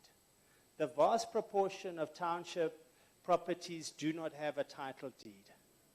What is the opportunity to be able to finance or to help build amaroom or flats on properties that people own but they don't have the title deed? Because the banks are not going to be able to do that. These companies like Mastandi and those others are not able to do that. What is the opportunity to explore those kind of things? And this is the way we need to think differently. A, how do we compete with formal businesses by understanding things? And B, what are the opportunities around us? So what are some of the sectors that are growing fast as a result of these smaller households? Beauty and personal care. So there's 10 billion rand a year in saloon, in lashes, in nails, and so on. But the problem again is here. I love the picture on the top left there of that, those chairs. Is again, it's like the Gorda outlet that, that Sia's talking about. A Gorda is not a Gorda. A saloon shouldn't be a saloon. What can we do differently? What are the products and offerings we should be doing differently? The fastest growing sector in this country is beauty, personal care, lashes, hair, all of these kind of things. Despite my hairstyle, I've done a lot of work in the hair sector. The other huge sector that's growing very fast is what I call kasikos, from quarters to intlogo to amabledi to chicken dust and so on and so forth. One of the fastest growing sectors, and part of why it's growing is as people who live in room, they don't want to cook inside there a lot of the time because then the room smells and your clothes smell of food, so they'll go down to the chicken dust outlet and either eat there or walk back home. And so there's a big opportunity in terms of looking at food and particularly looking at the food that people want. What is the food that people want? Now, I've got a friend in Soweto who's got a very nice lounge, and I went to visit him the one day, and it was a Tuesday morning, and he'd been, they had Mohodu Monday on the Monday, and I looked at him and I said to him, "Hey, mfowethu, ngatu kateli awulalanga?" He says, "Hey, Gigi, these guys kept me awake. I had these people here." And he showed me this bill. This bill has ice, for 25,140 Rand. Has ice trepe, Velpre sparkling, appetizer, beef stew, mlekwa. I'm sure you all know what mlekwa is, hard body chicken, a shisa nyama platter for 8, chicken feet and giblets, Verve bottle for 1,500, and 3 bottles of Hennessy for 7,000 Rand. Now, what's the point about that? Those people who are buying Hennessy for 7,000 Rand a bottle were also wanting to eat umlekwa and also wanting to buy chicken heads. And guess what? I gave some advice to Woolworths recently. And Woolworths were trying to understand how could they attract more black middle class individuals into Woolworths. And apparently the line that they launched, which included umlekwa, mohodu, amagwinya, and so on, is now their most successful line at Woolworths. Guys, that's not Abelungu going in there and saying, "Oh, let me try this umleka," or whatever it might be. Those are people who are buying that, who are missing the food of their homes, and it's soul food. So it's not, again, about how do we look at different things and offering pizzas. I'm not saying don't offer pizzas, but what are the opportunities? These are things we know. These are things that are part of our culture. And the more we can understand what are the strong things that are part of our culture, the more we can build on that and building the businesses around us. So the spaza sector, a lot of people talk about the spaza sector, and we know it's lots of Somalis and Ethiopians and Bangladeshis and so on. But the spaza sector is growing incredibly fast. In fact, according to those figures, it's growing 3 times faster than the formal retail sector. What do those guys understand? I mean, we look here and we say, Pick and Pay flags spazas as a market force. Shoprite Cash and Carry. Shoprite Cash and Carry, Shoprite decided their U-Save cannot compete with what I call a spaza, a supermarket type outlet. The spazarettes are competing with Shoprite, so Shoprite said, we will supply them. What are the opportunities of understanding what works in that space and being able to Instead of saying we want to get rid of the spazaret, why don't we supply them? Spazarets, the foreign traders pay 25 billion rand a year in rental to South African households for those properties they rent from South Africans. Where is the opportunity to do more of that? To rent out properties to the Somali or to ShopRite or to Pick n Pay. They're looking for places where they can be in these spaces. We need to learn from these successes, and we must understand there's less of a threat and more of an opportunity. The other dramatic change is the move away from cash. That with the arrival of these devices like Kazang, Shop-to-Shop, Ikorka, and many others, now for the first time, people can go to a spaza shop, a salon, a shisanyama, and they can tap on the device and they can pay for their groceries or they can do cash back. And this has driven a dramatic change in terms of people being able to not have to take a taxi to a shopping center to go and withdraw money and pay taxi fare. And this has meant that we're seeing a dramatic move away from cash. Almost 60% of payments today are happening on devices like this. And there's a range of different businesses. So we're seeing a move away from cash. How do you take advantage of this kind of thing? Because these companies also allow you to get a loan, what they call a cash advance, based on the transactions. Ikorka, as an example, has at any given stage R1 billion worth of what they call cash advance to small businesses. All they look at is that transaction that you're getting through your device, and they issue you a loan, and they deduct a tiny amount from every transaction. So it's not like at the end of the month you've got to pay a huge amount of money. So again, how can we utilize this understanding? Every single person has a debit card. When the post office crashed, people's social grants and pensions stopped being paid in cash, and people got a debit card. Everyone has a debit card now. And if we can get people to pay us using those cards, how can we then capitalize on the opportunities to get loans and so on from these devices? So I say this is a R1 trillion a year sector, and people say to me it's impossible that it's a R1 trillion a year sector. And then recently a company called FinScope said it's a 2.3 trillion rand a year sector. And this is why everyone is looking to the townships, because this is a massively growing sector, the fastest growing sector in our country. And you're trying to get out of the township while everyone else is trying to get back into the township or the informal economy. I'm going to skip this. So I just want to end off with a last thing around understanding.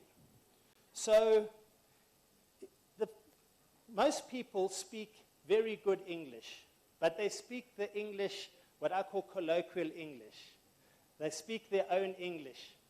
And for instance, kinky, if I show this to white people, they go, is that a sex shop? I'm like, no, it's a hair shop. And in fact, Julius said, white people must understand that black people's English is like airtime. Sometimes it runs out. Or that one at the top center there, when you attend the funeral of someone owing you money. Now, that makes no sense if you don't understand the culture of funerals. Or that other joke there, ingane mayizoba namatekisi uyibonise encane. So the point about this is that you know the language that people speak. You know the culture that people utilize. I had a marketing business for 18 years called Minanawe Marketing. And what we specialized in was how to connect with people who speak English but speak differently. How do we change that, and how do we utilize it in our own things like a marketing, social media, and other things? So in ending, I just want to give a few points. The first one is ingwe idla ngamabala. A leopard hunts using its spots. It understands where it is. How do we utilize our understanding of where we are and look in the mirror, not out the window. What are the opportunities represented by culture, lifestyle, understanding things like how people live in households, smaller households, and so on. Embrace technology like payments, WhatsApp, IPIN, Facebook Lite. How are we using these to market our businesses and to grow our businesses? We gorillas, not the big ones.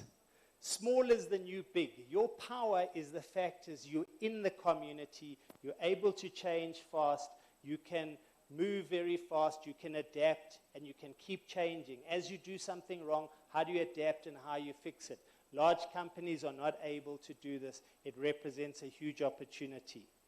And then the last one for me is scale up, not start up. The opportunity is not starting a new business. It is how do you take existing businesses and scale them up. It's very difficult starting a new business. It's a lot easier to say how do you take your business and scale it up. Thank you.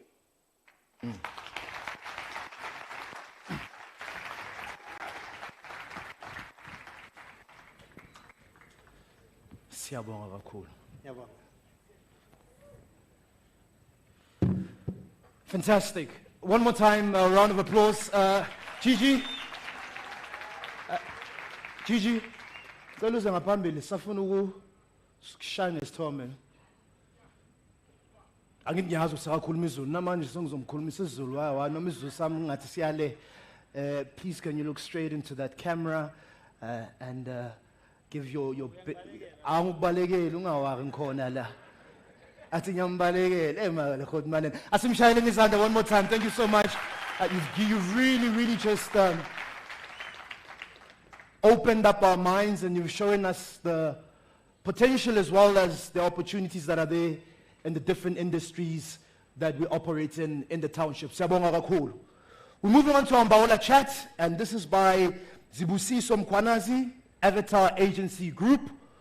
Zibusiso Mkhwanazi is an award-winning entrepreneur, author, and executive chairman of M&N, CEO of Avatar, and widely recognized as the co-founder of Avatar, one of Africa's leading black-owned integrated marketing and advertising agencies. They're really doing incredible work. Under his guidance, Avatar has led industry-first campaigns. It's partnered with global brands. It's expanded into 9 African markets. Not 5, not 6, but 9. Zibusiso is with us in the building to come and share his incredible story. You'll hear about the number 200. Zibusiso, please can you join us on stage, my brother? Got some shine in his hand as he comes onto stage.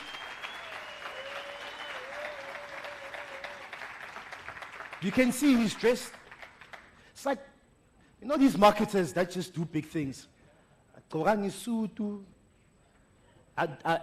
not trying, look at how people who are wearing suits are looking at me. I'm not saying anything about you. Relax. But a market at heart. And this is going to be, just want to check, please give me a second. You haven't.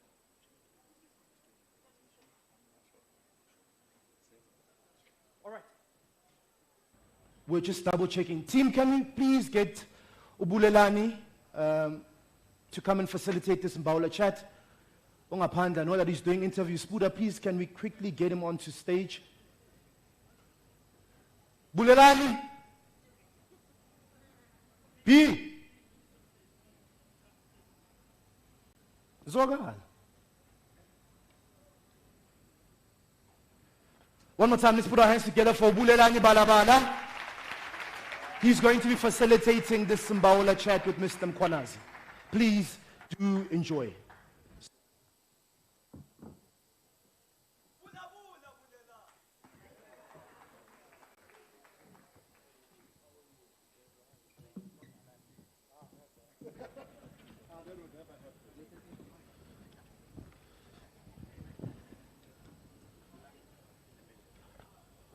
While the guys are setting up as well, if you'd like more, we've got the Kasi Business Podcast. So now you go YouTube and you search Kasi Business Podcast.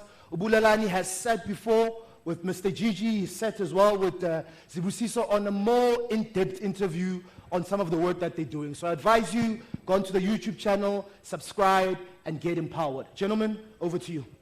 Thank you, thank you. Oh, yeah. No, man, thank you so much for sitting in on this. And I think Gigi's, how many of you guys enjoyed Gigi's presentation? Eye-opening, right? Yeah. Because we always hear the numbers, but when you see them detailed, it sort of shows you the importance of ring fencing and participating in that economy. But I think, and the reason why we sort of then placed the speakers the way that we did is so that you get insights. And then now you ask yourself, okay, cool, how do I position the insights? And we thought no better individual to reach out to, who's very, very busy, but very grateful that he would share his afternoon with us. A gentleman I admire, I look up to.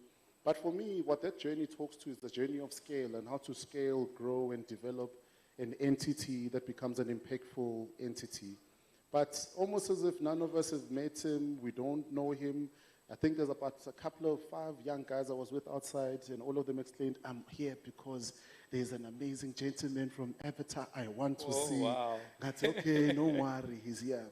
But just by way of introduction, sir, please just introduce yourself, who you are, what you do in the best possible form so that we take on a casual chat. Okay. My name is Busiso Mkwanazi, and I am the founder of Avatar. I hail from the East as well. I have been creating ads for most of my life, and that's me. You know, when we had our podcast, and guys, check it out, it's the Kasi Business Podcast. I think we unpacked some of these key nuggets, but I think to create a bridge before we talk about scaling and some of the more rigid parts of the conversation, maybe tell us a bit about the mindset and the thinking that went into you starting your business with that 2,000 Rand. Okay. You know, to the early days of you working this internet business with the tech so that we can bring the guys along and then we unpack. What does scale actually mean and what are the key pillars that go into that? Yeah. So for me to actually get into entrepreneurship, I actually grew up in an entrepreneurial home. My grandmother, ubeting sama cold drinky.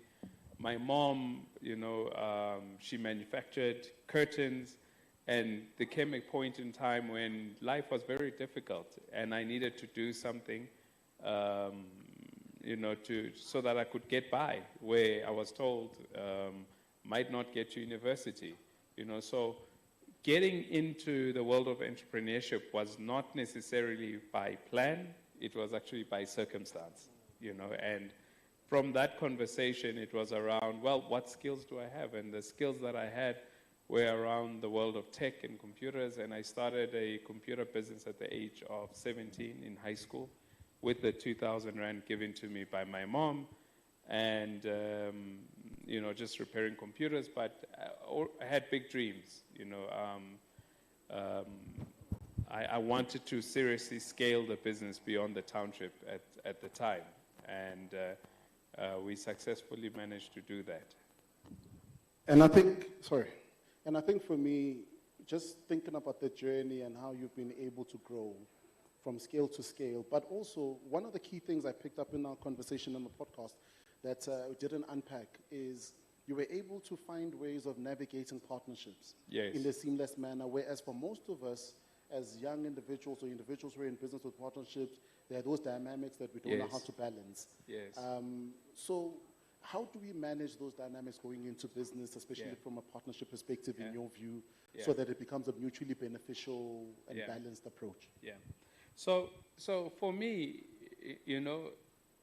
having worked with a lot of entrepreneurs in my journey, one of the biggest problems that you hear from a person that is starting out is lack of funding, access to capital, right? I too had the very same problem because, 2,000 is 2,000, but it's not exactly, proper capital that you'd get from a bank. So I suffered the same problem. And the thing is, to get over that problem, that's when partnerships are important. And why do you need a partner? There was a point in time when someone asked me, At what point will you sell your business? I'll sell it when I believe that I can't take it any further, right? And that's when I will bring in a partner, as an example. And now when you sit in a position where you have a dream, you have a plan, you see the market, you see the potential, but the challenge is you can't take it further, right? It means that to take it further, you need a partner.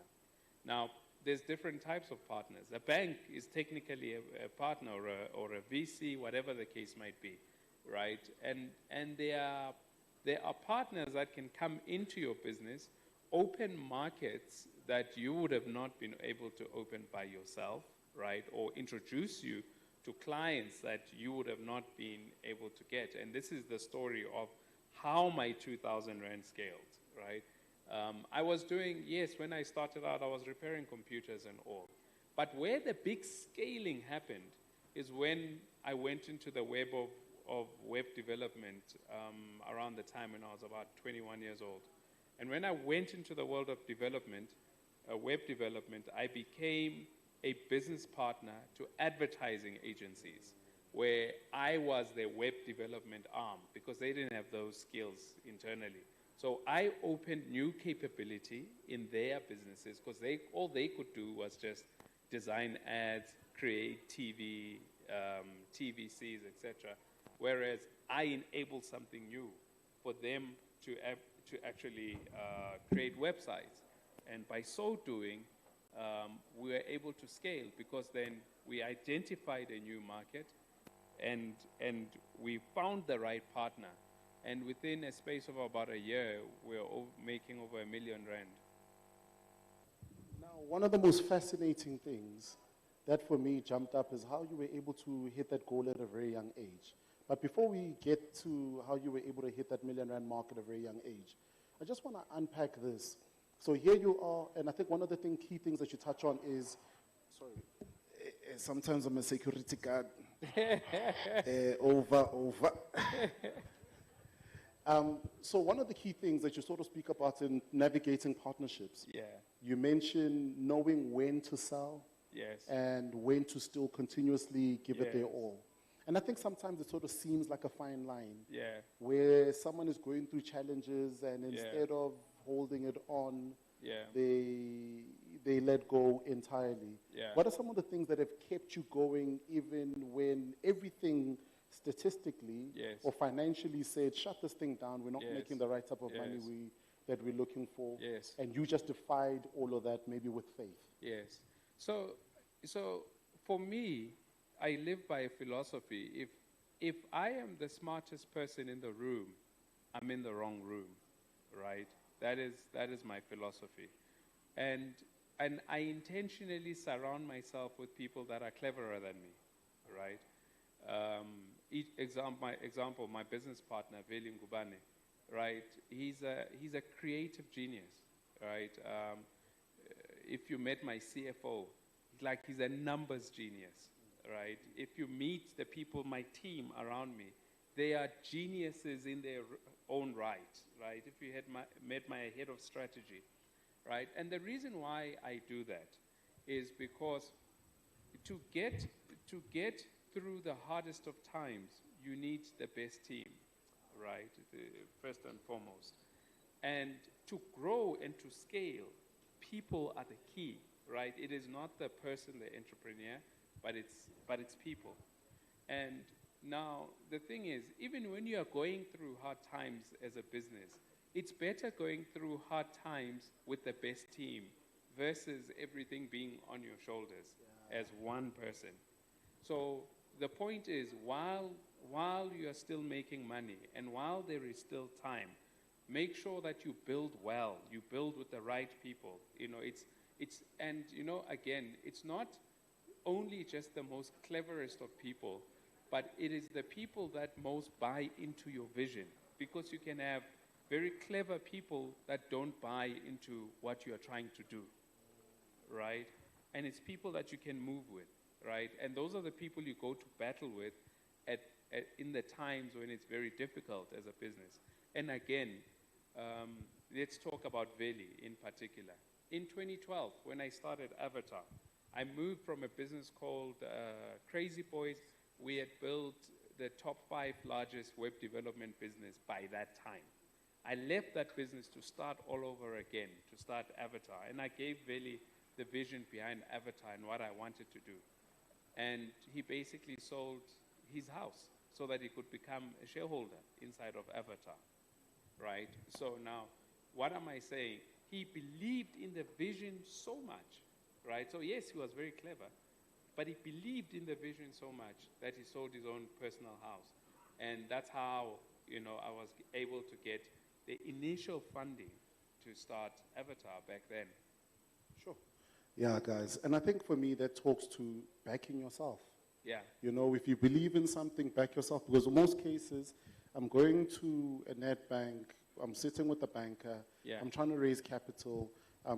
Probably at the end of this chat, most of you guys are going to run to Upudzi and say, no, we want mentorship, we want this. But the real question is, have you really unpacked what we actually need? But most importantly, have you put the skin in the game?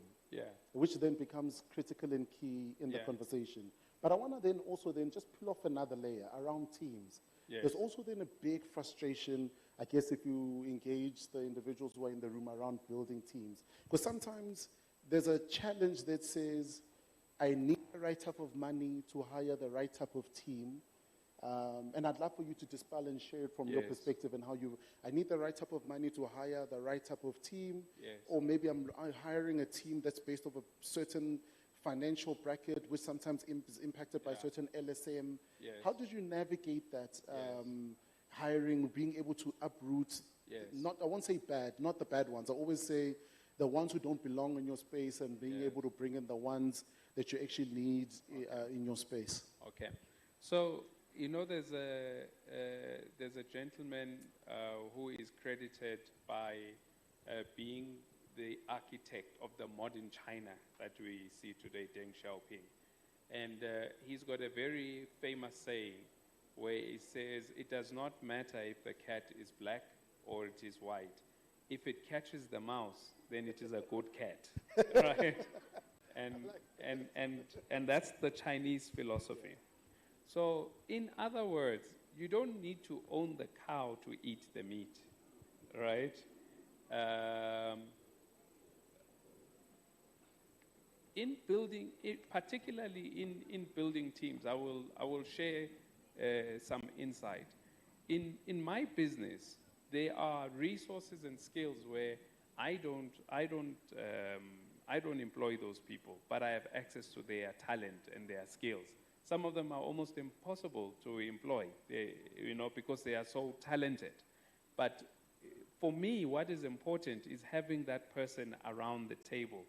Whether that person is around the table in a form of an employment contract, or I'm working with his company, or they are freelancing for me, or they're a contractor, or I'm in some sort of partnership, it doesn't matter. What I care about is I need that skill around my table.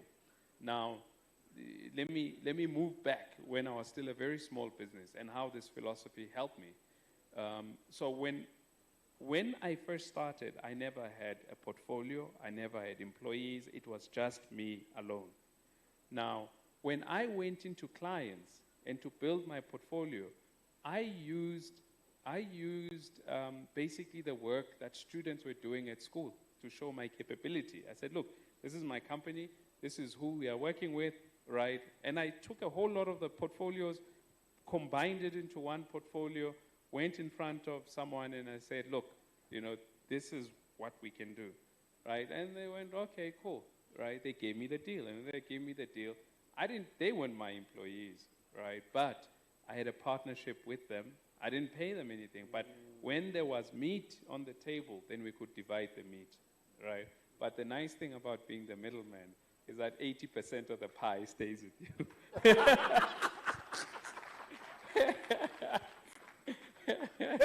So, ladies and gentlemen, that right there is a hack. But now, so here's my thing, I think, around this. I think for me, you've now been able to scale and grow this very superb agency. I mean, a lead agency, not to mention raised to dumb it down. But that for us in this room signifies so much impact. Yeah. You know, through the awards that you've, what does that mean to you to have been able to build this integrated agency? Yeah. That is a leader in the Yes. space, and it's run by people that look like us, that we can touch, feel, but it's being disruptive Yes. along, you know, all over the country. Yes. I think for me, what was very important, because I'm in the business of advertising and communication, let's start with the problem. Where the problem is, like today, on this African continent, if you want to run a campaign, let's say a marketing campaign, you have a client who's got offices or shops or whatever, a retail presence in multiple African countries, and you wanted to run a campaign across the continent, the only way you can do that is if you approach American businesses, European businesses, or Asian businesses. It is not possible to do with African-owned businesses as we sit here right now. Now, for me, that is a challenge. It is not a problem. It's a challenge that we need to solve. And why do we exist as a business? We exist to show the world the power of African creativity, that as Africans, we can tell our own stories. We don't need Americans, Europeans, or Asians, you know, telling our stories for us, right? And that's why Avatar exists, to challenge that. Now, where are we in that challenge? In growing Avatar, yeah, okay, cool. You know, to get to the milestone where we are really scalable business is great. I mean, the fact that we're a very big business in South Africa is very cool. However, there's still a whole continent out there that needs to be transformed. And that's our mission now, right? When I wake up every day. Now, and how we, again, you know, where are we, or how are we gonna finally get to where we wanna be? When you look at our business now, a recent study released about 2 weeks ago, we were named as the top 3 best performing agency in this country. Now, best performing, oh, thank you. Big round of applause, ladies and gents. You know, and this is outside of race, it's outside of whether you're a European or American agency, it's across the board, right? So it means that to get where we want to get to, we will get there through excellence, one. Secondly, we need clients that believe in our vision to get there, right? And, you know, the fact that the business now is ABSA's lead creative agency. So basically all the work that you see around your story matters around town comes from our business, as an example. And we are the lead creative agency for many, many large businesses. We are creating firsts in the industry because, I mean, to be a lead creative agency for a top 5 brand has never happened for a black business. We are the first. As a black business, we are the first South African business, so not black-owned, South African business to be appointed as a global agency worldwide, right, for an international brand, right? This was done by Techno. They are amongst the top 10 biggest smartphone makers.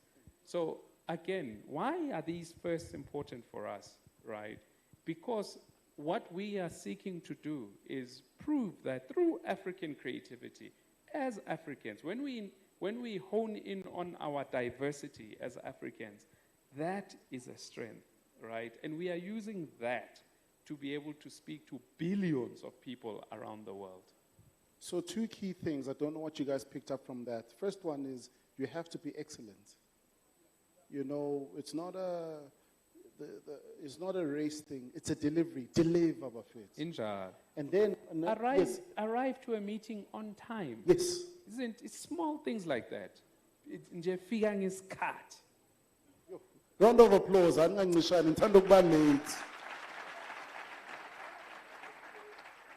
You know, and I think for me, I think in everything that you sort of encapsulated and just mentioned now, and I love the touch on excellence, but also I think one of the key things that I love, guys, is the force in wanting to deliver, but not just from a local perspective. Yes. At what point did it hit you that said, as a kid, Obuya Evuta, Obuya East, and who's grown into business, at what point does it hit you that say, no, man, in actual fact, Gauteng is my oyster. No, man, in actual fact, South Africa is my oyster. Yeah. In actual fact, Africa is my oyster. In actual fact, the whole world is where we will take this Yes. work and export it and not just condense it Yes. to one segment of the market or rather just the world. Yes, yes.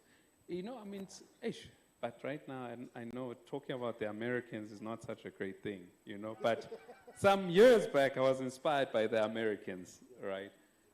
And what inspired me about Americans was, the American way of thinking, where if they're going to start a church, they're already thinking worldwide. You know what I mean? He's in a garage Before somewhere. they even start. Before he's already seeing it. You know what I mean? And when he's starting a business, he's already thinking worldwide, right? Well, then again, America is a very big consumer market, but, so when I started, right, I was already thinking not here, but worldwide. And the thing is, someone once said something to me. I once owned a fish and chips for my sins down in KwaZulu-Natal, Mangoes, right? We didn't touch on this in the podcast. It's very interesting. So there's a client that I wanted, right? And because I wanted that client, I thought to myself, if I bought one of their franchises, Kumbula Lama fish and chips, those famous ones. Yes, I bought a fish and chips believing that if I was one of the franchisees, it's easy to get through the door, then I can get the whole account. Yes. Didn't quite work, But what I was saying, but in that community in Manguzi, there's a man there who ran a Total. And when you looked at the service stations around and you looked at his Total, it was squeaky clean. Service was on point. Uniforms, there's not even a creased shirt on anyone. It's like proper. But on the other side, there's greasy. It's just typical. And I sat down with him, and he said to me, because you are in Manguzi, which is a rural town, it doesn't mean that you have to apply the standards of Manguzi in your business, right? No, I'm sorry. May I catch you? Guys, I hope, please hear this. It's not live. Please rewind. Please. Guys, just because we say Tembisa, in a shack, running your business in a shack, this is what Mr. Mkwanas is telling us. Just because you've got that one computer, apply this. Yeah. Sure. The very same business I'm talking about was once in a bedroom in the township. Right? That's where it started. In a bedroom in the township. But if I was going to almost get myself into the thinking around where I am, that's exactly where I'd still be. Right? The only way to think beyond is to expose yourself to new things. Is to understand how do different cultures function, how do different societies function. Be inspired by people that don't think like you, right? Don't player hate, but be inspired. Sure. I love that. And I think maybe just 2 or 3 more questions, but here's mine. At the helm of every business vision is a visionary who's given themselves the responsibility, be bequeathed, has been blessed by God with this vision to lead their life. What are some of the key, whether leadership principles, that you think one needs to have? Or rather, maybe let's make it a bit personal, that have guided you along the way and have held you in an upright position as you navigated the various spaces of your journey and life? Okay. So I'll say this, and I learned them the hard way, unfortunately. When I started, it was about money. I want to make money because I need to get to school. And I made money for school, and it still became about money. Now I needed money for my car. Now I needed money for my lifestyle, Now, yabona, so uyakhula, so uyabona-bona, yabona. Now you need money. And I ran my business on that principle. And it quickly failed. So I mentioned, so at 21, I made my first million. At 23, I went flat broke. I had nothing, right? And from that pivot or that circumstance, that's when I found God in my life, right? And in finding God in my life, then it didn't become about money anymore, but it became about purpose, right? So it was about what is my purpose and how can I live that purpose through my business. And my purpose was to make a positive difference in people's lives. And hence why I mentioned earlier, I've worked with entrepreneurs, a lot of entrepreneurs. I've worked with multiple small businesses that have now grown up to become very big businesses today, right? Now, but again, it's about my purpose, about making a positive difference. And now how do I infuse that in my business? So now it's not about how much I can make from you. It's about how I can change your life as my client. You know, what difference can I actually make, right? The money is a byproduct of a positive difference, right? And it's making sure my people understand that. And in our culture, that's why we have a culture of love and care. That is what we are built on in my business. And when all of that comes together, then it comes to your question. So the first important thing that I learned it's based on a scripture. I can do all things through Christ that gives me strength, right? So Guys, applause. that is very important for me, right? Because then I am empowered with very godly power to create, right? And I embrace that on a daily basis. When I come into my office, I'm there to create work. I am there to create opportunities. I am there to create new things every single day. I've been empowered with the power of creation, right? Because what is man? Someone once said, you know, man is God afraid, right? And the thing is, once you live that power, because, you know, Christ, it says, I can do all things. So it means that the heavens are trusting you, right? But it's your job to wake up and go, right? As to what's going to happen, God will take care of the rest, right? So, okay. You know, so that's my personal philosophy. On top of that, something that is very important is make sure that your work ethic is bigger than your ambitions, right? Because we all want nice cars. We all want to live in big houses. We all want to, you know, it's great. But does the work ethic match the size of your ambitions? And that's the question that we should be asking, right? And when you can answer that question, on the dark days, it becomes easy to face whatever is coming for you on that dark day, right? Because as an entrepreneur, you almost have to have the supernatural power to be able to endure unhuman-like levels of stress on a daily and make it look good while you're doing it, right? And that is not, for me, I believe that is not a natural thing. It's a supernatural thing. So that's why, you know, when I talk about your ambitions and work ethic, right? So it's saying that, yes, your work ethic has to be bigger than what you want, but something needs to keep you waking up all the time. No, man, I think it was,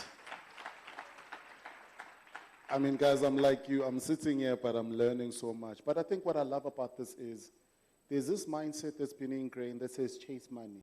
Yeah. And I think you've just unraveled that a bit to me. The more you chase it, the more it slips away. The more it will run from you, the more you chase it. Yeah, the more you chase Right. it. That's because it's a byproduct, right, of doing something great, something innovative, something that someone wants, you know. So that's why I say, but again, it all starts within, you know. You know, every single day, whatever you tell yourself, you are, right? So when you wake up during, you know, there was I know this is in my book, by the way, right? So there was a point when I was down in my low, right? When I thought, you know what, I just want to end it all. I don't want to live life anymore. Unzima, this thing is not for me. My business is gone. My friends are gone. You know, they say when friends are dark, days are dark, friends are few, right? And I was going through all of that, right? And it's you know, and you know, I remember whenever I used to go to sleep, I used to wish that I wouldn't wake up in the morning, because all that I could concentrate on is what was going wrong. You know, deals are falling apart. You know, like everything I've built is gone, money's been stolen, etc., etc. That's all that I was seeing, you know, up until I found the light. And once I found the light, things were still wrong, but my concentration wasn't there. The glass wasn't half empty now. It was half full, but the situation was exactly the same, right? And within a few months, I grew that business beyond the point where it crashed, right? But there's a significant thing. It all started from within, right? So whatever you believe, you are. You know, so whoever you are with, you are, right? Because the thing is, the people that we spend, I mentioned that the people I surround myself is extremely important to me, because they help me learn, they help me grow. I never went to business school. I learned from all of these people. That is why I am. It came from my surroundings and who I kept around me. Sure. Round of applause. My second last, it would be totally amiss to have spoken and have you share all these gems without talking about some of the key elements where all these amazing young individuals in this room and business individuals in this room can actually go and get these actual tangible resources beyond this chat. I mean, let's just talk a little bit about Business by Grace. Okay. Let's talk a bit about the book. Yes.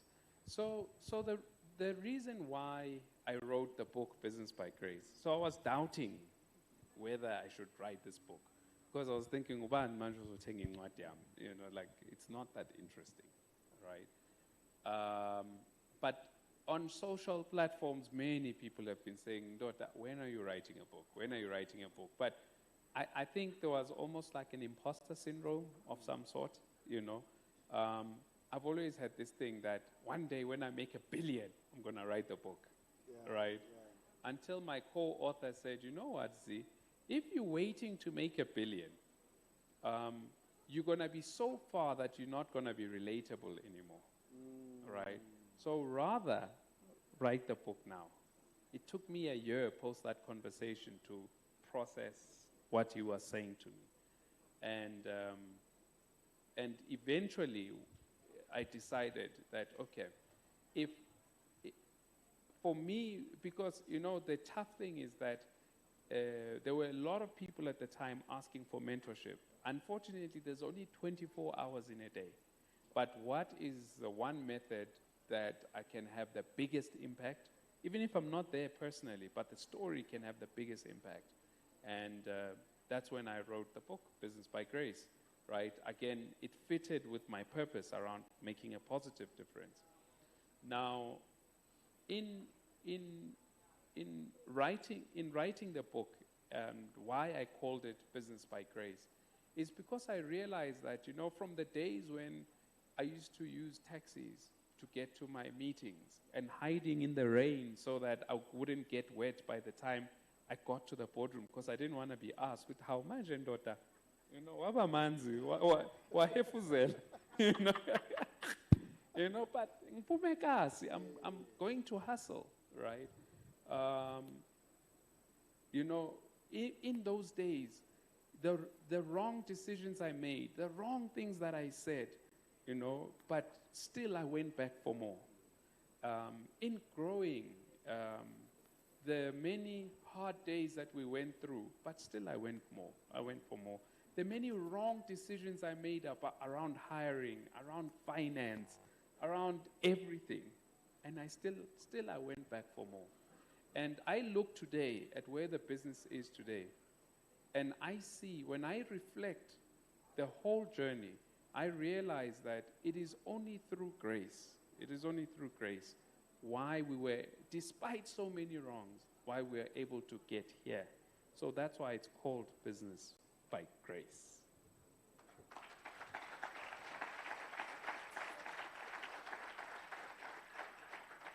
And the book is available nationwide. Yes, it's so number one bestseller, number of exclusive books. Number one bestseller, buy the book. So there are 3 things I'm going to ask you to do. There are 4 things I'm going to ask you to do. Get yourself the book, re-watch this podcast, follow the journey, and come in the next couple of years and sit here in front and unpack how much you've grown. Because it's inevitable after these gems that have been shared that is not the trajectory that is going to happen for your life. It was one of the key things that stood out, and I'll give it over to you after I may say this so that we wrap up, and I think Nick will be coming up, an amazing, phenomenal gentleman. But for me, the reason why I love the story so much, yes, it's a story of a continuous growth, but you've been able, through your business and your journey, break through barriers. So, and I think everyone in the room knows, I mean, there are people and individuals that we have heard of, that we know of from afar, that we can call billionaires. Individuals who might have even built those in various streams, and those streams might even be tendering, and there's nothing wrong with that because it's a type of business.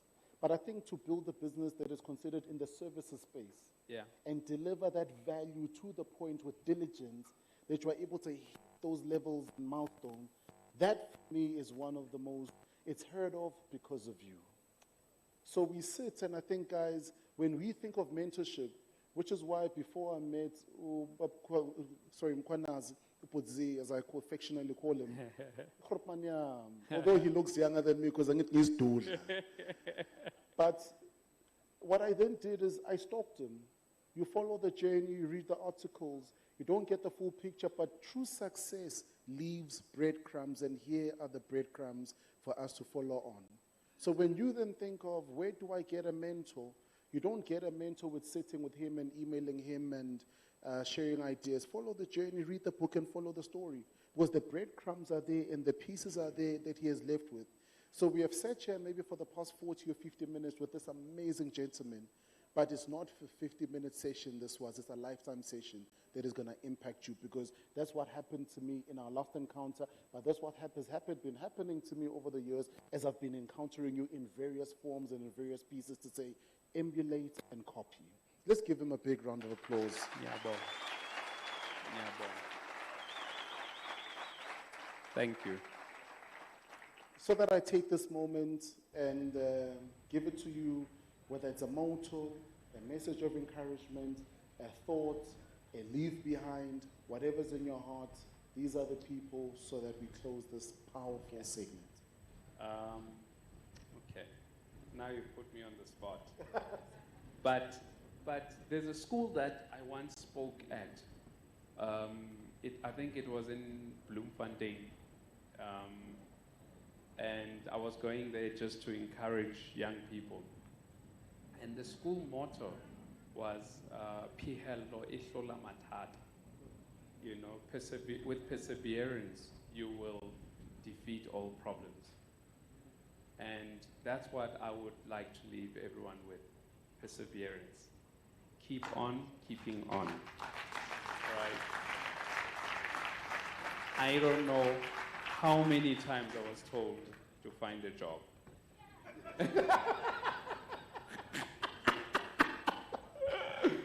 I would have made a bad employee. But I don't know how many times I was told my business wouldn't work.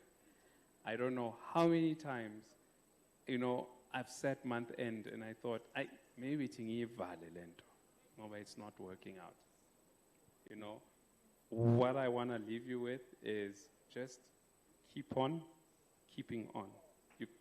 You can't see the light now, but just keep on moving. That's it. Ladies and gentlemen, if you don't mind, just stand on your feet. Let's give this amazing man his honor as he departs the stage. Big round of applause.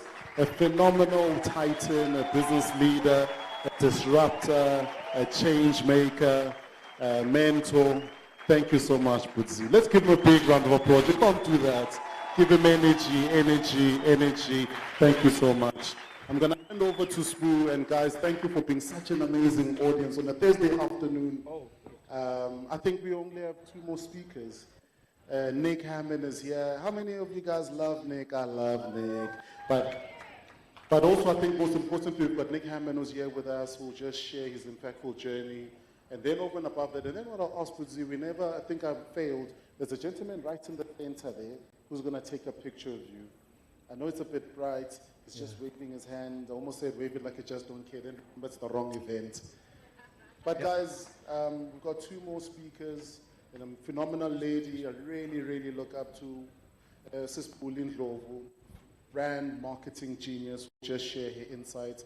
Once we're done, then we're going to announce the finalists for tomorrow, and then we'll take it from there. Are we good with the picture? No. We're still setting up. Don't worry, we'll sort it out. Sbo. No, just listen to God. You need a proper, just guys, relax. Just relax, guys, relax.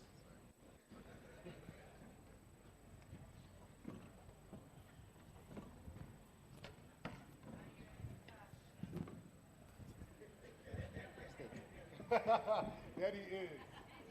Sir, please can you stand right in the center? Can we move the chairs? Yeah. Cool. Yeah. Give that smile that you gave when you bought that fish and chips. Look straight into the camera, please. Good.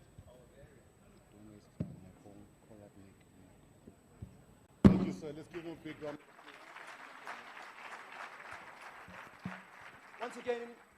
Once again, ladies and gentlemen, a round of applause for Mr. Mkhwanazi. Siyabonga kakhulu, sir.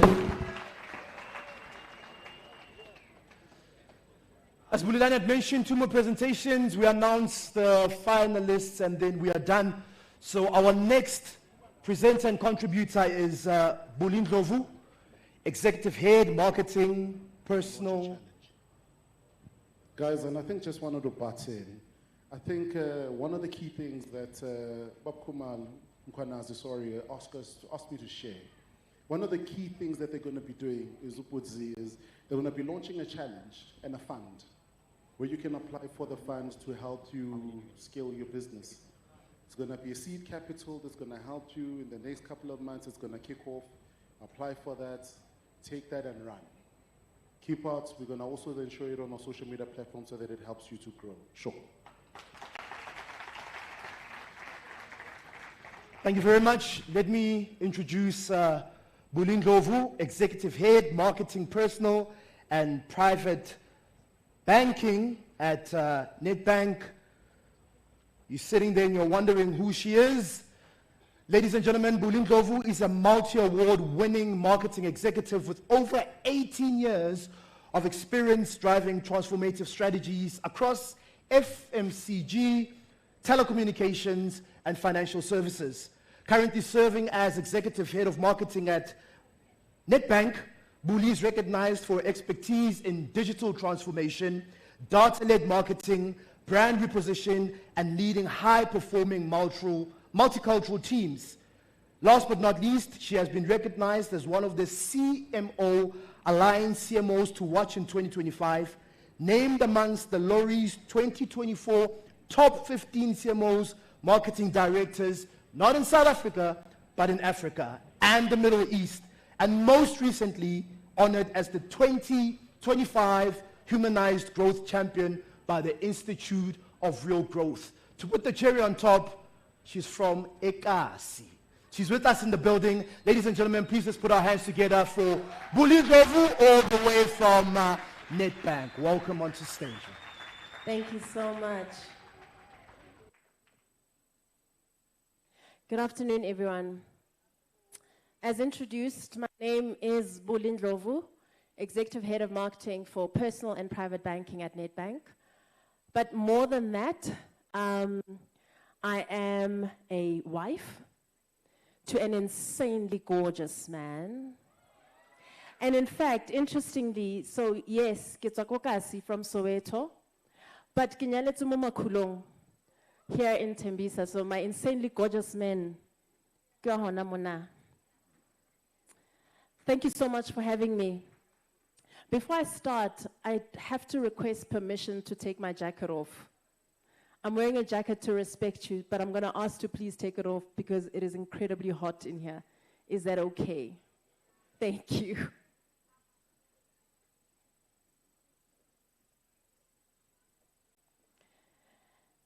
So let me start by thanking you all just for staying up until this point to what is famously known as the graveyard shift. I mean, this is the slot where the coffee stops working, you know, the waters are running thin, attention span starts fading, the eyes start going down, right? And even the strongest minds start weakening. But you stayed. And that tells me something important about who is in the room right now. It tells me that I'm speaking to people who understand what resilience means. People who understand mkherezo. People who know that the last stretch of any journey is often where breakthroughs happen. So thank you. Thank you for your endurance.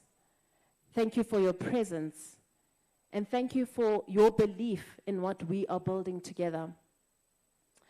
So we meet today at a critical moment, not just for the townships, but for South Africa's entire economic trajectory. Across the world, G20 and B20 conversations are happening around themes such as how to drive inclusive growth in uneven economies, themes like how to build resilient industries in the face of global shocks, how to scale green and just transitions, and how to ensure that technology creates jobs, not casualties. And so if you take those themes and place them against South Africa's township economy, something becomes very clear to me. Township economies are not on the periphery. They are central to the country's future. I think that deserves a round of applause. Absolutely. Thank you. And that is because 50% of South Africans' urban populations lives in townships. Inherently, townships are the heartbeat of the informal trade, of logistics, transport, manufacturing, and emerging green solutions, amongst many other industries, for the daily needs of the Kasi market. And because this is where the country's youngest, hungriest, most entrepreneurial population lives, because townships have always been places, not of limitation, but of innovation under pressure. But let's be honest. Let's be honest about the environment that township entrepreneurs operate in, because the truth is not only sobering, but it's also inspiring. You do not have to explain the transport economy to anyone here. Townships move. Every day, thousands of people are transported to work, to school, to trade, forming one of the largest commuter markets in Africa. The transport sector remains one of the most dynamic entrepreneurial industries in township spaces, but it also faces rising fuel costs, safety pressures, regulatory ambiguity, and shifting customer behavior. Another promising industry that we see mushrooming is manufacturing. Township manufacturing is one of the most underestimated economic engines in this country. From furniture makers in K1, Katlehong, to metal workers in Imlaz, to food producers in Khayelitsha, the industry is alive, but often trapped by lack of equipment finance, formalization challenges, and limited access to scalable markets. And then, of course, there is the green economy, which is set to be the next frontier. Micro-solar installers, biogas innovators, recyclers, waste entrepreneurs, and energy efficiency service providers are emerging in townships at extraordinary speed. They are solving local problems while responding to global realities of climate change, energy scarcity, and sustainability demands from major buyers. Now, this is a clear message that township entrepreneurs are not waiting for the future, but they are crafting it, building it, and often with fewer resources than anyone else. And so if we're candid, township entrepreneurs are operating within one of the toughest micro-environments in the world. But it is that same environment that creates some of the most unique opportunities. Scaling beyond local communities and connecting to procurement ecosystems remains a major gap. But digital platforms, e-commerce, and online market access are really rewriting the rules. For too long, entrepreneurs have been told that they must fit the system. But as Nedbank, and certainly in my own personal capacity, we believe that it's time that the financial system fits the entrepreneur, and therefore breaking barriers to affordable, accessible finance is key critical.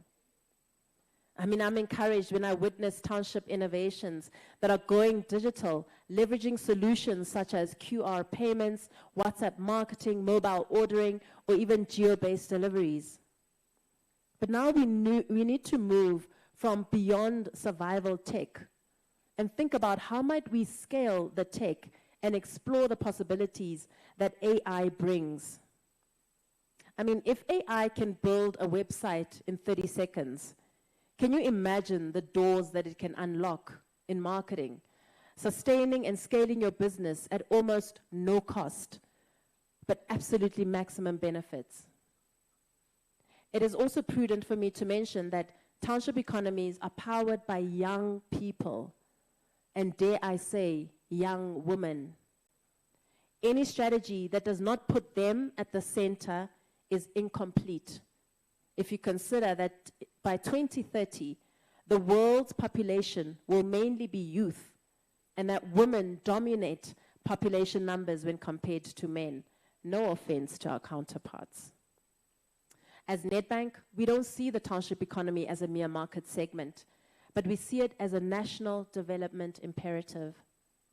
And it is for this reason that Nedbank is partner to numerous initiatives, interventions, and programs that seek to elevate the township economy experience with the aim of achieving prosperity. We're currently a funding partner in the Umastandi Fund, a pioneering township property development facility that is driven by the Trust for Urban Housing Funding. We do this because we appreciate that you cannot build thriving township economies if you're not investing in them.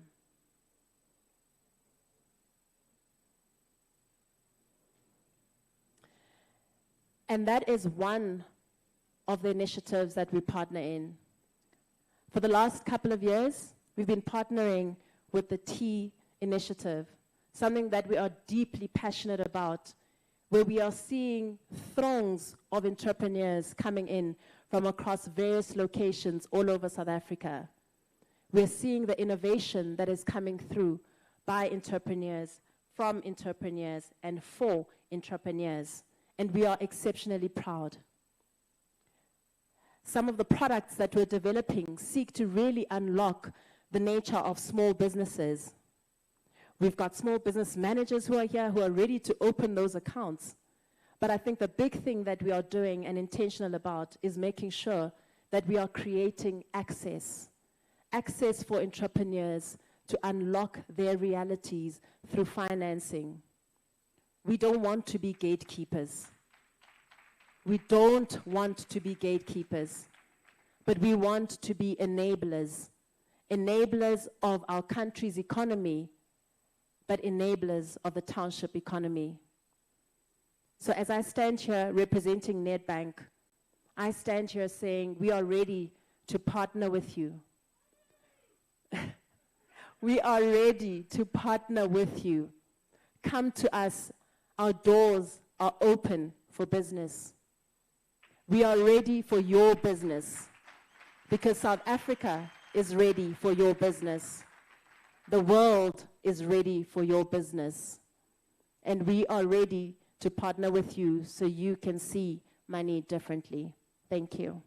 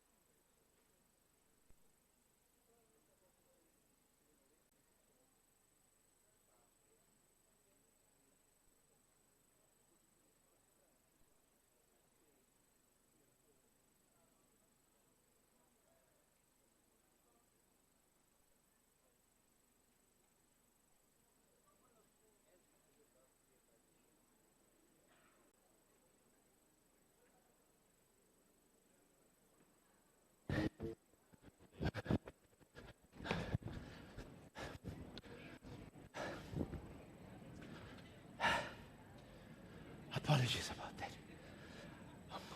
We're busy running up and down. I do apologize for that delay. We're running up and down. We are finalizing our finalists for tomorrow. I want to say a big thank you to Bolindlovu from Nedbank, doing incredible work. Those of you who are in marketing, you want to learn how to take your businesses to the next level, please follow on LinkedIn and see the incredible work, the post that she puts out.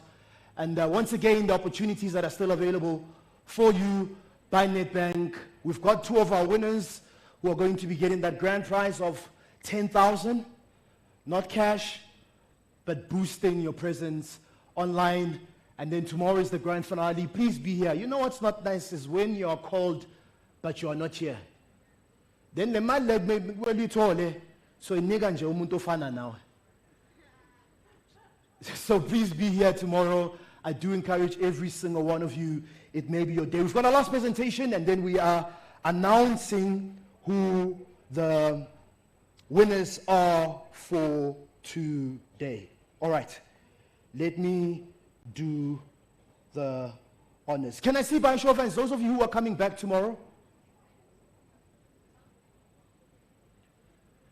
Can I encourage you to do one thing? Please bring a friend. I think all of us know someone somewhere that would benefit from what you got today. Let's go and meet new people. Let's go and network. Tomorrow's day 2. This room should be packed. So I'm just encouraging you. It's not nice when our benefit only one,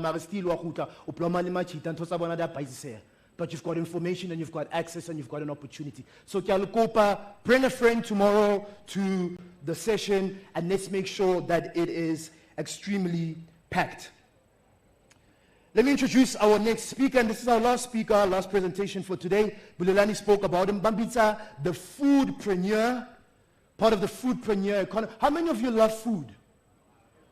But some of you don't have to put up your hand. We are born at you love food. So those of you who are in, maybe you're in catering, you love to cook, There's so much information and so many opportunities that are there for you. Our next speaker, Director, Walker Communications, co-founder of Hammy Eats.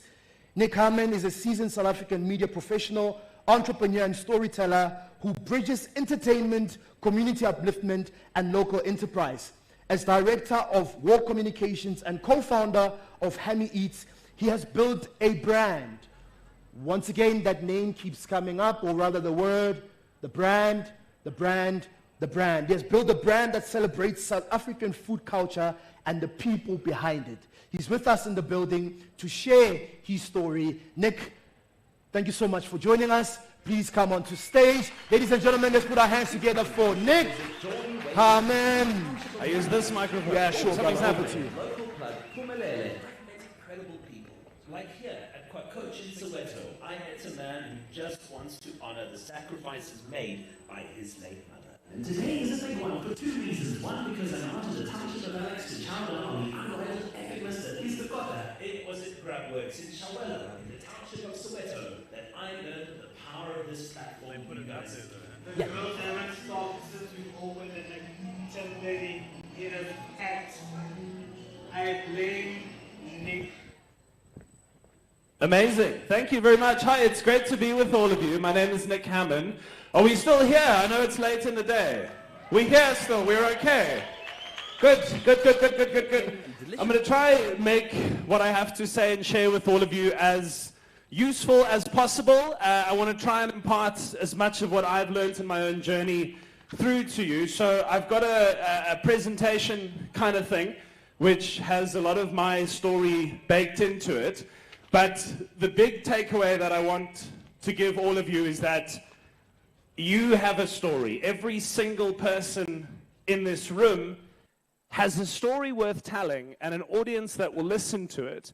And if you know how to tell your story correctly and how to find your audience, you'll have an economy. You'll have a currency that you can sell to other people. And that's kind of what I've tried to prove with my work. So who we are is Hammy Eats. It's a food business. Essentially, it's a content marketing platform. We're on YouTube. We have an app. We're across social media. And we have something called the Hammy Stamp of Approval. So that's basically our South African Michelin star.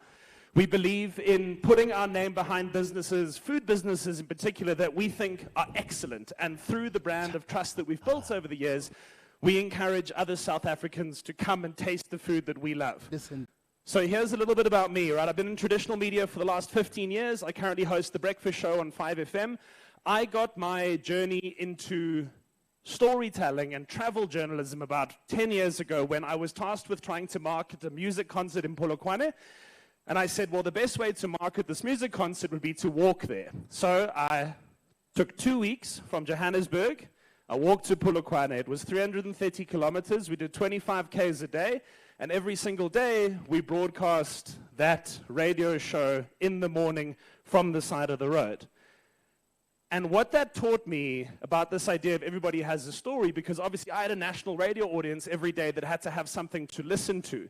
And when you're walking on the road, on the R101 on the way to Polokwane, you don't pass a hell of a lot of people on a Tuesday morning.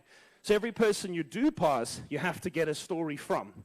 And I remember as a young man doing this, I walked past a lady on the side of the road selling millies. And firstly, I just think, okay, maybe at best I can speak to this woman and I can say, what's delicious about your millies? Why do you like them? Why should people buy them? And then I do that interview and I move on. But I realize that's not enough content. It's not enough to fill up a national breakfast radio show. So I need to know more. So I sit with this lady and I start investigating. Where did you come from? What time of day did you wake up? Who are you supporting? Who's the family behind you? Why are you doing this? Where did you get your firewood from? Where do you get your millies from? And through that, and asking those real questions, I started to paint her story in a way that other people would care. And that's when I realized everyone's got a story. If you're willing to listen and you're willing to understand your own, you'll be able to find amazing things. So a little bit more about what I do. There's a place near here, just up the road, and they are selling inyama yinhloko. So they do cow head meat. Before we went to go and visit them, I think they were doing about 7 a day. They told us that after our traction, they're up to about 14, 15. But thank you. But what's far more amazing about the man behind this story is his real hustle and what he's actually doing. So I'll show you his product, but then I'll tell you his real story.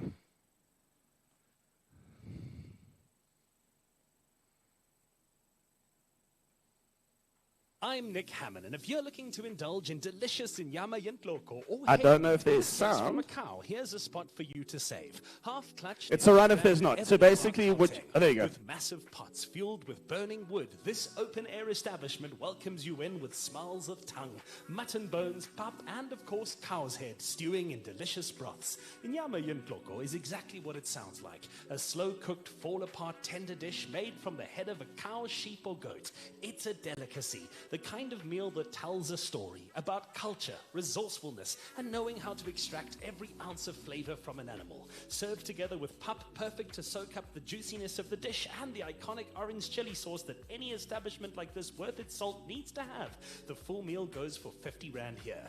I've left the details in the caption and would highly recommend you check out Half Clutch for yourself. But if it's not the best head in South Africa, you need to let me know in the comments where I'm going next. So it was through meeting this business owner at Half Clutch that I came to understand what the township economy really is and how it genuinely functions. Because after we'd brokered a relationship of trust with each other, he showed me behind the curtains of what his business is doing in its entirety. So in addition to having this restaurant that trades 7 days a week, it's a family-run business, he's also running a butchery across the road, which is supplying traditional African, South African meats to countless townships around South Africa, in provinces in Gauteng and both beyond that. And when I learned that, I started to see the real scale in operation that's operating right in front of our faces, but often so unseen to the other sectors of society and economy. I got really interested in trying to see what kind of impact and difference I could make. So we started going out and finding business stories that we felt were important to tell. This is Spandile, you're going to see here. She's running a food truck in Parkwood in suburban Johannesburg. Her story is one of leaving a job to follow a passion, having to wake up incredibly early in the morning to get her product from where she lives to where she sells in the suburbs. But she's somebody who, after we visited, we were able to make a massive change for too. So a recent video we did on this food truck behind me here, Spandile African Food, just hit 1 million views. I want to come see how things are going. Thank you so much, guys, for the support. Also thank you to you, Nick. Honestly, as much as there's have been pressure, but then it's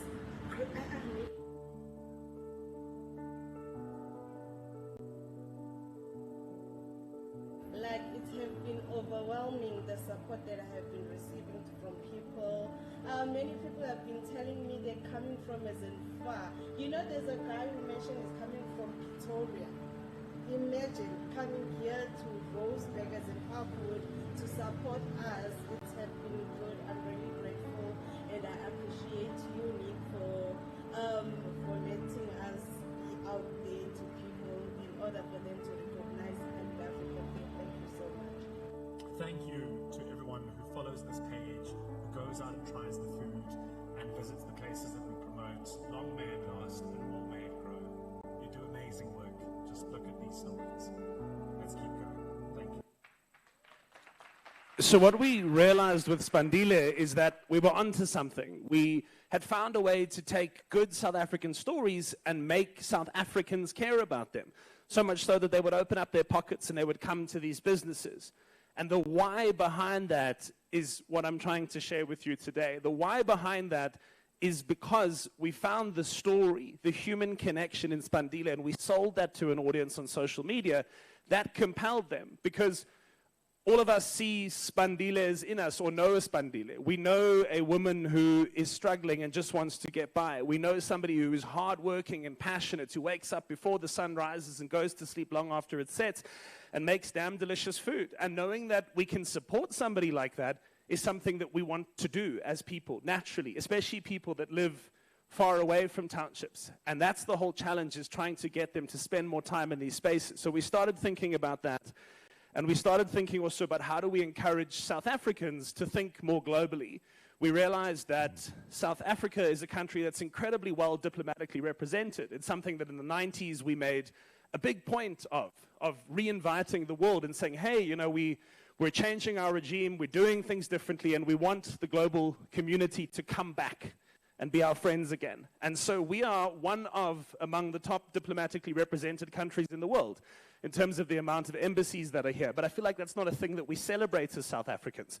So we opened up a platform to go and celebrate that. So far, we've met with, I think, around 20, 30 different ambassadors. We've eaten at their residences, and we've promoted their food culture to South African audiences. But the point behind it is to make us as South Africans think globally about ourselves. We're not just here in Tembisa near the hospital. We are, in our own minds, free to be global and free to think globally. And so that's why we tried to do that. There's Tiani Maluleke on the right, another guy, another success story we're very proud of. He's got a business called Grubworks. So Grubworks makes burgers. They're in Shawelo. They're delicious. You should have them if you never have eaten them before. But the point behind him is he was selling a handful of burgers a day before we came to visit, and we saw value in his story, value that maybe he hadn't seen yet. And to me, the value was, here's a guy in Shawelo who wants to do burgers, and he wants to do burgers well. He's trying to compete against fast food options all around him that are much cheaper. The price of a burger, the cost price of selling a burger is naturally going to be a lot more than cheaper alternatives. But he wants people to try it, find out that they enjoy it, and realize that them spending their money on a product like this gives them an elevated experience. So we figure out those things, package his story, sell it on social media, and this is what happens. I think this was 2 days after we told his story. Nick, we blame it on Nick. We blame it on Nick. This is crazy. The grills haven't stopped since we've opened at like 10:30. It is packed. I blame Nick. We have been grilling non-stop for almost, I don't know, what time is it now? Probably 5 hours. Thank you, Nick Cannon. And I believe fundamentally that that was because we were able to figure out what his story was, of a young township-based entrepreneur trying to do things differently. People attached themselves to that, and they spent on his product. Everyone has a story. If you've got a business, that business has a story. You need to figure out what yours is, what makes you interesting. And think about it also from the perspective of what all the speakers here have been saying today. People want to, industries want to desperately get into the space that you are already in. So think about that. Think about what makes you enticing and exciting, and learn how to sell these stories. I did it through social media. I'm going to plug you on some things that are super helpful. If you have access to a smartphone, that already is more than enough to be creating content. If you have a car or a quiet space and you want to record a voiceover, that is more than an adequate environment. I've done television shows that have broadcast internationally on voices that I've recorded on a phone in the car. You can. There are free apps that you don't need to spend money on. UCut is the app that I use now for all of the social media work that I do. It's the one that I started with. It's free. They've yet to ask me for money. I've yet to give them any money, but I can make videos that advertise businesses, as can you if you have a smartphone doing just that. To give you an idea of what it means to find out what your story is. So I don't know if any of you saw Tob's Wraps just outside here, just on the other side, right? So Tobile is somebody who I've connected with recently, and the point behind her was going to her business, which is an amazing wraps business in Vosloo, and figuring out what is her story. So from the outside looking in, it's just a lady selling delicious wraps. But when you think about it more deeply, it's actually very profound and intelligent what she's doing. Her story is that in 2020, she left her job, she wanted to start something new, and she realized that wraps, which sell for lots of money in many parts of the world, are very cheap to make. They're quick and they're easy, and they don't require much from an input point of view. Figuring that out, she realized, well, I've got an opportunity to introduce a new flavor profile to my area. Us telling that story in that way that makes it enticing and compelling has been able to do a lot for her business. I'm Nick Hammond from Hammy Eats, and today I'm taking you to Vosloo, about 30 kilometers southeast of Johannesburg, to an inspirational powerhouse of a woman, Tobile Sibeko, who's on a mission to introduce wraps to her hood with her fantastically delicious business, Tob's Wraps. Deciding in 2019 to leave her corporate job and follow her passion, she didn't yet know about the incoming pandemic that would change everything. With resources being scarce, she realized that flour, water, and oil were all she needed to make wraps, and from there, this idea was born. Eventually, she came to acquire this space, which sadly had previously been overrun by the local Nyaupe addicts. Initially, the community wanted to burn down the building, but Tobile convinced them to build rather than destroy, creating the spot you see before you today. It's this spirit of innovation that also led to her starting Skaftin boot camps, where she teaches local moms how to make wraps as quick, cheap and alternative food sources for their families. But if you come here yourself or order on Mr. D, you can treat yourself to this meaty platter, which comes with wraps including smoked chicken, boerewors, bacon, Russian, boneless ribs and smash patties. The meat is great quality and comes from her trusted butcher. The toasted wraps are crunchy. The sauces made in-house, giving them a distinct flavor. And overall, this is the kind of food that will immediately have you craving more. I would highly recommend trying out Tobe's wraps for yourself, and I've left the details in the caption. Let's help empower local food businesses, one delicious meal at a time. And again, that genuinely is an incredible insight. Because if you look at the story of pizza, right? We think about pizza now, we associate pizza with being something that's quite expensive, right? And something that you go to a fancier establishment in Sandton and you order and you pay 200 Rand sometimes just for a pizza. The story of pizza is very similar to this. Pizza was what they called, in parentheses, peasant food in Italy. It was what the everyman ate in his or her lunch break. Think about what pizza is, really. It's flour, water, oil, handful of toppings. It's really not an expensive thing. But because of how it was marketed and how it was treated, it became into the global phenomenon that it is. And I think a lot of times as South Africans, largely because of the history this country has suffered, we aren't encouraged as South Africans to think of ourselves as more than, as global, as exceptional, as having a story worth telling. But that's nonsense. Of course we are. Of course we have that. Look at, I mean, just telling Tobile's story, I hope she doesn't mind, I know she is here. A couple days after we posted this video, this is the change that she saw for herself. Pardon me. I want to go back to that if I can. Okay, well, either way, the story that she shared was that basically she was able now to get another food truck to open and expand her business because of the runway that she was given, which is an amazing story. Stories are everything. Coach, who's a friend of mine, I call him the pork king of Soweto, near Moponya Mall. He has a business where he's doing pork heads, pork ribs, pork everything, you name it. For our YouTube show, we wanted to go out and tell his story and realized again that what was impactful about him and what people connected with wasn't the food. It was a man who had fallen on hard times in life, who was given a final chance by his mother who is now late, to pull himself together and create something beautiful with his time here on this earth. And he did that. And just in asking him what his late mother would think of what he's achieved now, we got an answer from him that became his story and the reason that so many people have flooded to see his business.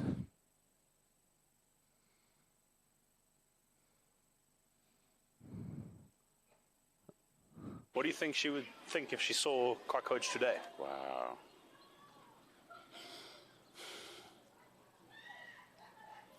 She would be proud. Every day we try, even if we don't know whether she sees us or not, but we try to make her proud. She would be proud. She knows the struggles that we had. I used to wake up in the morning, sweep the floors, do what we didn't have staff, but we had the help we needed from her end and the rest of the family, and we were glad. She would be proud. You know, talking about her, she changed my life. I was too much into alcoholing, and she made me realize something that nobody could have done, seen that in me. Nobody could see the potential in me except her. I'm sorry about that. No, that's fine. That's amazing. Thank you for sharing that with me. Thank you. We started small, we grew. Yeah, it's a pity now that things are going our way, she's not there. But she was a queen. Everybody has a story. Coach has a story. You have a story. If you've been through struggle in your life, if you've been rejected, if you've had bad things happen to you, you have a story of adversity. If you get up every morning before the sun rises and you grind harder than anybody else you know, you have a story. And that story, trust me, is what people want to see. We're able now, very proudly, to have built our business around all of this. We reach 20 million South Africans a month with our content. We've partnered with some of the biggest brands in South Africa and the world because everybody wants the power that we've harnessed. And to be honest with you, to give it to you for free, it's the power of knowing what your story is and being able to give it to people. It's another cool impact story we often like to share. This was Industry Bakery, which is in Sunninghill. We did a story on them, and 2 days later they had to close down. Not permanently, that would be awful, but just to be able to restock. This is Harry's Cafe, another place also that was able to see tremendous benefit from us visiting. I'm going to skip ahead across through that quickly, though, if you don't mind. I'm Nick Hammond, and today I'm I'll skip past that as well. So what we have, which is really interesting, and what I encourage you to do if you are a food business and you want to get in touch with us, is we built an app. The app is called Hammy Eats. We call it South Africa's most delicious food map. We've currently got over 1,000 businesses that are on there. And wherever you are in South Africa, you can literally download it right now. It's free on both the app stores. It finds places near you that we've given Hammy stamp of approval to. So real South African businesses. With all due respect to franchises, we're not interested in that. We're interested in the mom and pop shops, the places that were built from the ground up with blood, sweat, and tears, the places that have stories. So the app allows you to find them, it directs you to all of our content, and it allows our audience to be able to see the places that are out there in South Africa. So if you're a food business, on the app, there is a place where you can go and you can sign up and apply for us to come and feature your business. If we do decide to come, we do it free of charge. It's not a cost to the businesses at all. And then hopefully you get access to our network and we can do similar things for you that we've been able to do for other people. In addition to this, we're also involved in a program just really quickly called KIP, which I'd encourage you to check out. It's the Kasi Entrepreneurship Project. I'm the face of it, to prove to you that hungry, hardworking South Africans are not in short supply. Just in Gauteng alone, we could take on 200 people. We got 5,000 applications of people running businesses, just food businesses, who wanted to go into our incubation program. Currently, we're incubating 200 businesses. We're hoping to expand this out. We're proactively looking for partners now to help us to do that. But the other thing, from an opportunity perspective, as somebody who's in this industry, something worth thinking about, the world is hungry for stories from South Africa that are new and different to the stories we've previously sold the world. Why is it that sorghum in this country still so often is called things like the poor man's porridge? Sorghum is nutrient dense. Sorghum is something that should be on the shelves at Woolworths. Sorghum is our own version of quinoa, something that was an ancient Peruvian grain that is now sold among the most wealthy of products on the shelves in the stores. South Africa has lots of sorghums and stories like that to sell to the market. It's all just about figuring out what our story is. I'm going to leave you with one last thing. This is the kind of work that we really like to do at the core of it all. Is we like to change people's perceptions about how they look at South Africa and how they see beauty in it. So recently, I had a really cool experience to go and hang out with some of the guys at a place called Madala Hostel, which is in Alex, and got to try some of the food that they're making there. And for me, what was really important about telling the story is that even within our own country, in contemporary South Africa, there is so much stigma around the hostels. And yes, there are things that we know to be true of hostels that some people can reasonably say are reasons to be fearful of them. But at the same time, these places have an inextricable connection to the history of who South Africa is and the people that live in there. Many of them are hardworking South Africans just trying to get by. And telling that story, telling these kinds of stories, telling your story is, for me, what I think is going to help in many, many ways from a media perspective, our country. I'm Nick. Oh, that was an anticlimax. You can go and you can watch it on my Instagram and YouTube pages. But again, the only thing I really wanted to impart on you guys today is I promise you, you have a story. Figure out what it is and use that to sell your product to the rest of South Africa and the world. Thank you.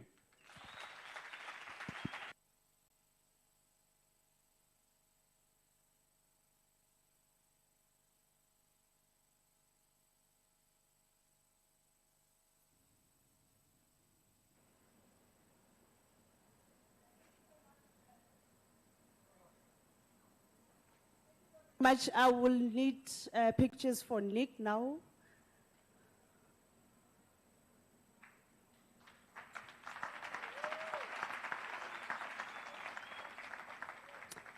Yeah, blame it on Nick. My name is Carol Mabie.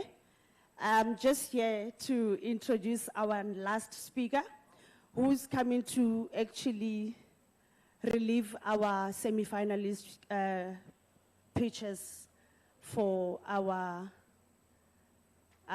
program of today.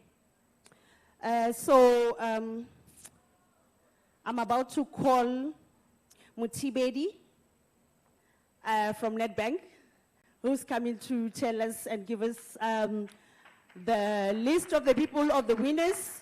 Today it was a semi-finalist, tomorrow there's finalists. So Mo is going to be here to be telling us about the finalists that won today and then giving you the details of everything tomorrow. Give a round of applause for Mo from Nedbank. Thank you so much.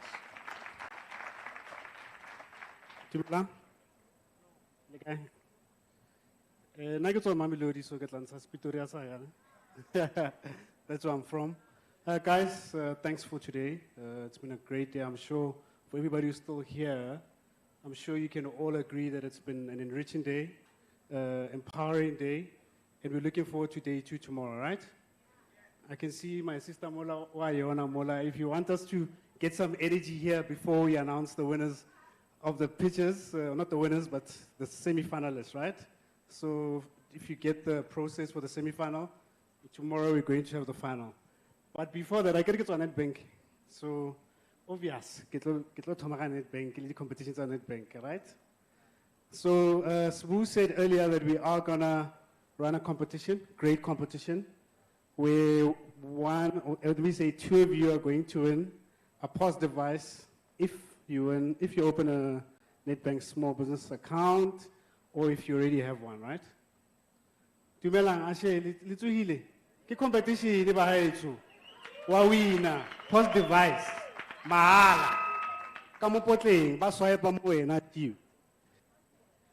Anyways, yeah. So, without further ado, before we do the pitch winner grand finale announcements, so we are going to announce the 2 winners for today. How we are going to do it, remember we did say that you have to be here to win. So I hope the contestants and the entries, or the people who did enter, are here. Are you guys nervous? The guys who entered? Okay, can I have a drum roll, please?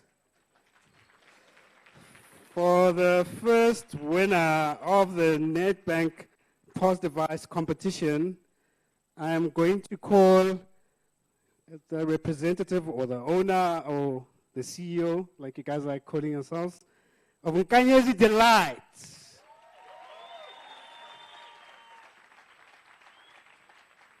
Okay, so is Nkanyezi Delight here? Nkanyezi Delight, Oza.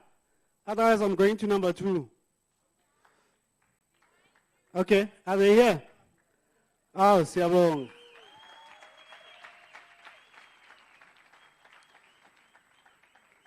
So this is evidence that she's here, right? Thank you. So we contact you and congratulations, right? Thanks. And the second winner, so guys, if the people are not here, we will see how we can work it, but we do have backups. So yeah, we did run a draw, but the second winner is Mamoranti Trading Enterprises. Are they here?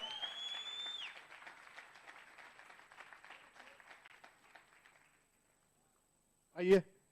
Mamoranti Trading Enterprises. Momoranti. Hey.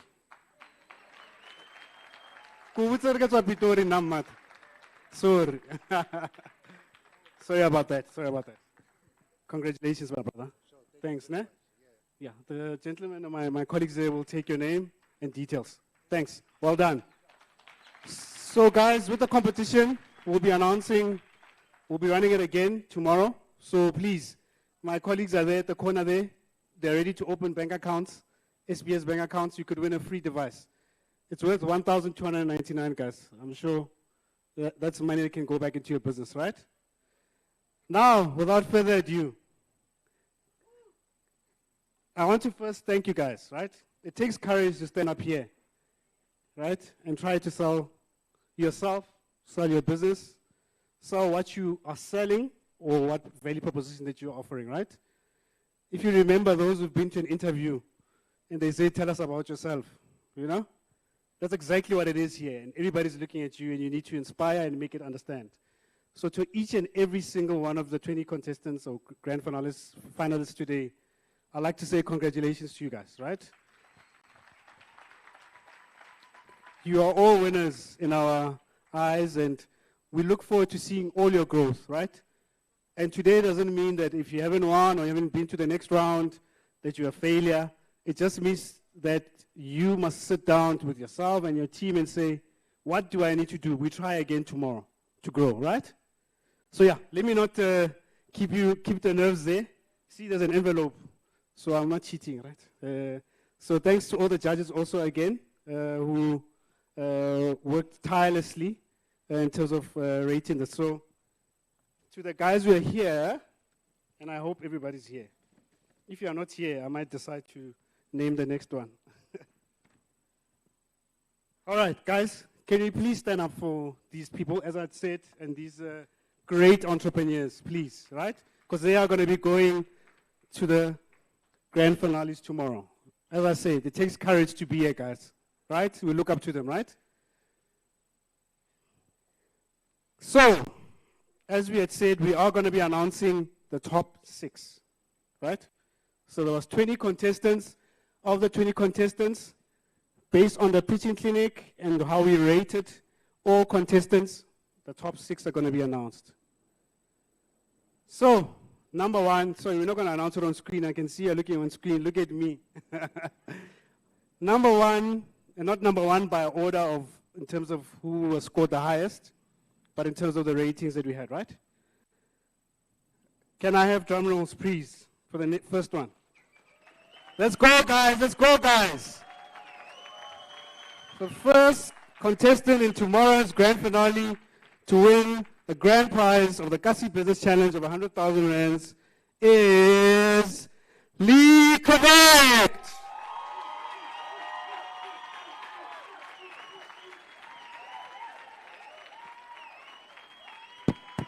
Well done, well done, well done.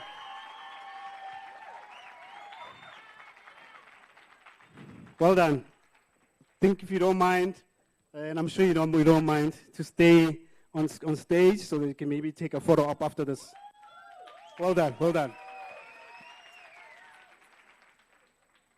Ooh. The second contestant for tomorrow's final is Lifeway Impatu Press.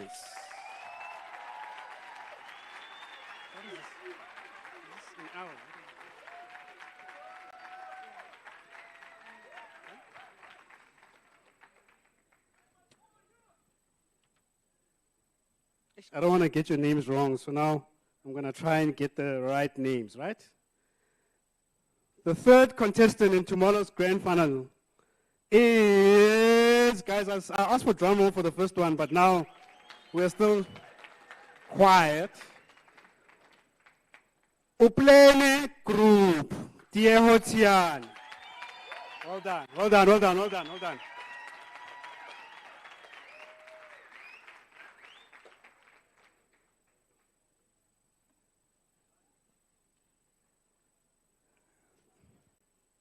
Well done, guys. Well done.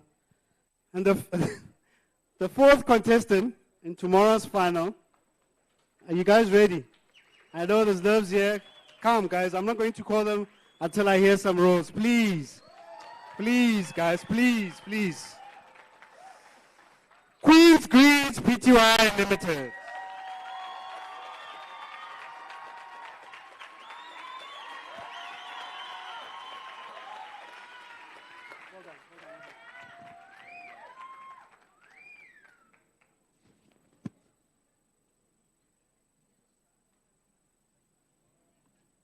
We have how many now? 4. It's top 6, right? Next one, and the last 2, not last one. Drum rolls again, please. Drum rolls, drum rolls, drum rolls, drum rolls. For Sidekick Tracker Pty Limited. Hold on. Hold on.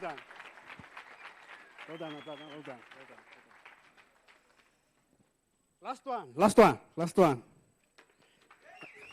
one, guys, last one.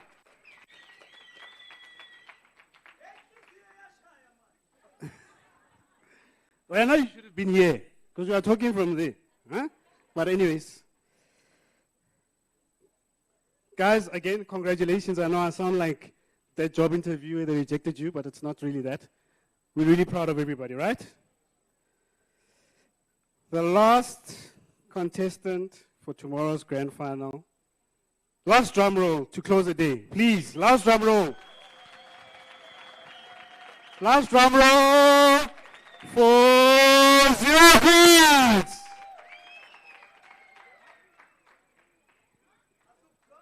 Okay, clearly. Aero Greens. There's the idea. Aero Greens.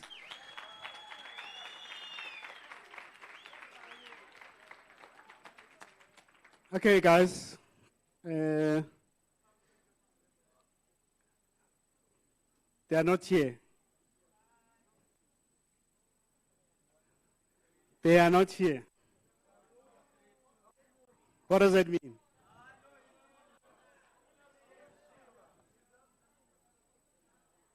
What does that mean?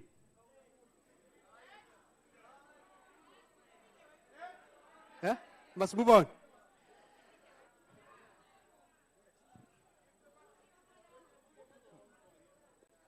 What does that mean, guys? Is it fair for the people who stayed here?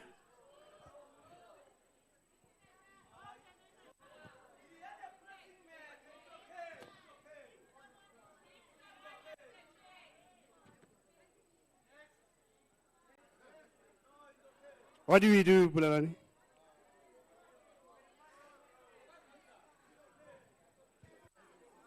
Okay. So the T's and C's say you must be here.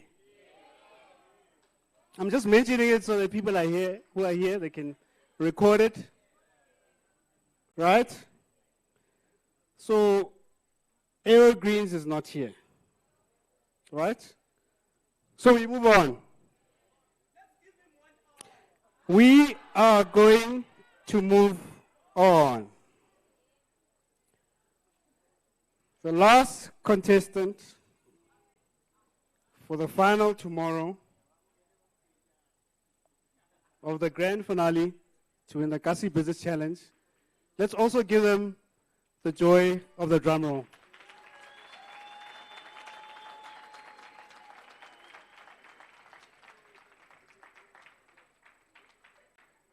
I'm looking for that person. My eyes are looking. Prapule from Soweto Drift.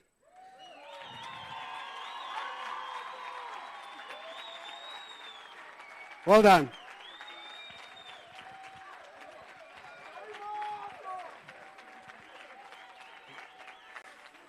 Well done, well done.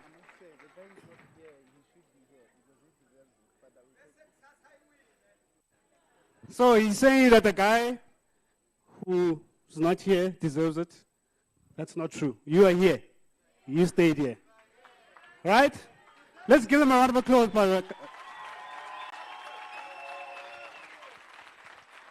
Okay, so as I mentioned, tomorrow is the big day. So we want to see your best foot forward tomorrow, guys. Tomorrow the judge is going to be tougher. It's going to be more stringent, so be ready. To the other contestants, as I said, congratulations to all of you. Raza, mahab, legabush you again. Legabush you, legabush you, legabush you. That's it for me. I don't know who's closing. Thanks. Thank you so much, Mo. We'll need a picture for this finalist, and we'll actually need the pictures. When we're done with them, we'll need the picture for everybody who's here, because this, it must not come back to us because he left. We need the evidence, guys. So cameraman, can you please do What do you do best?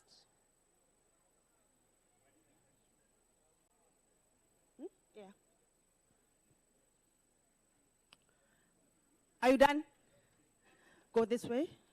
Guys, can you please come to the stage so we can have your picture, a full picture of you, all the pictures this side. You guys come this side, please, so they can get your details.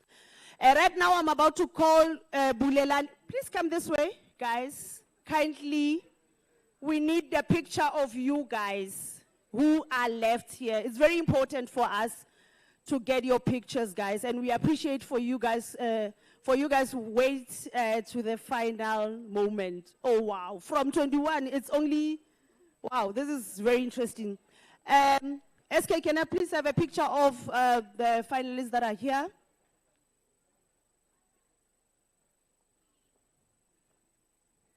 You can go eat, guys.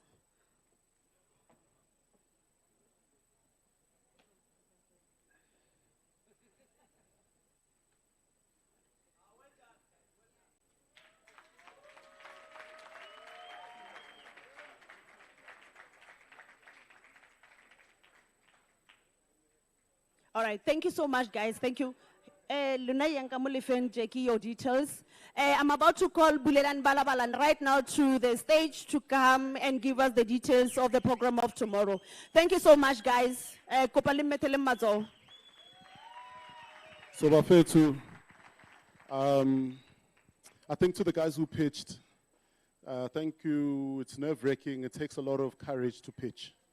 But, and I always say to the guys, and this is my vote of thanks, when I used to pitch for one purpose only. Never, ever was it to win the actual prize. As I thought to myself, if there's 1,000 or 2,000 people in the room, those people could be my potential customers. I'm there to sell. So much, I mean, sometimes it's a win. There are awards where I came out third. There are many of them or second. But you know what I did? Because I'm in the room,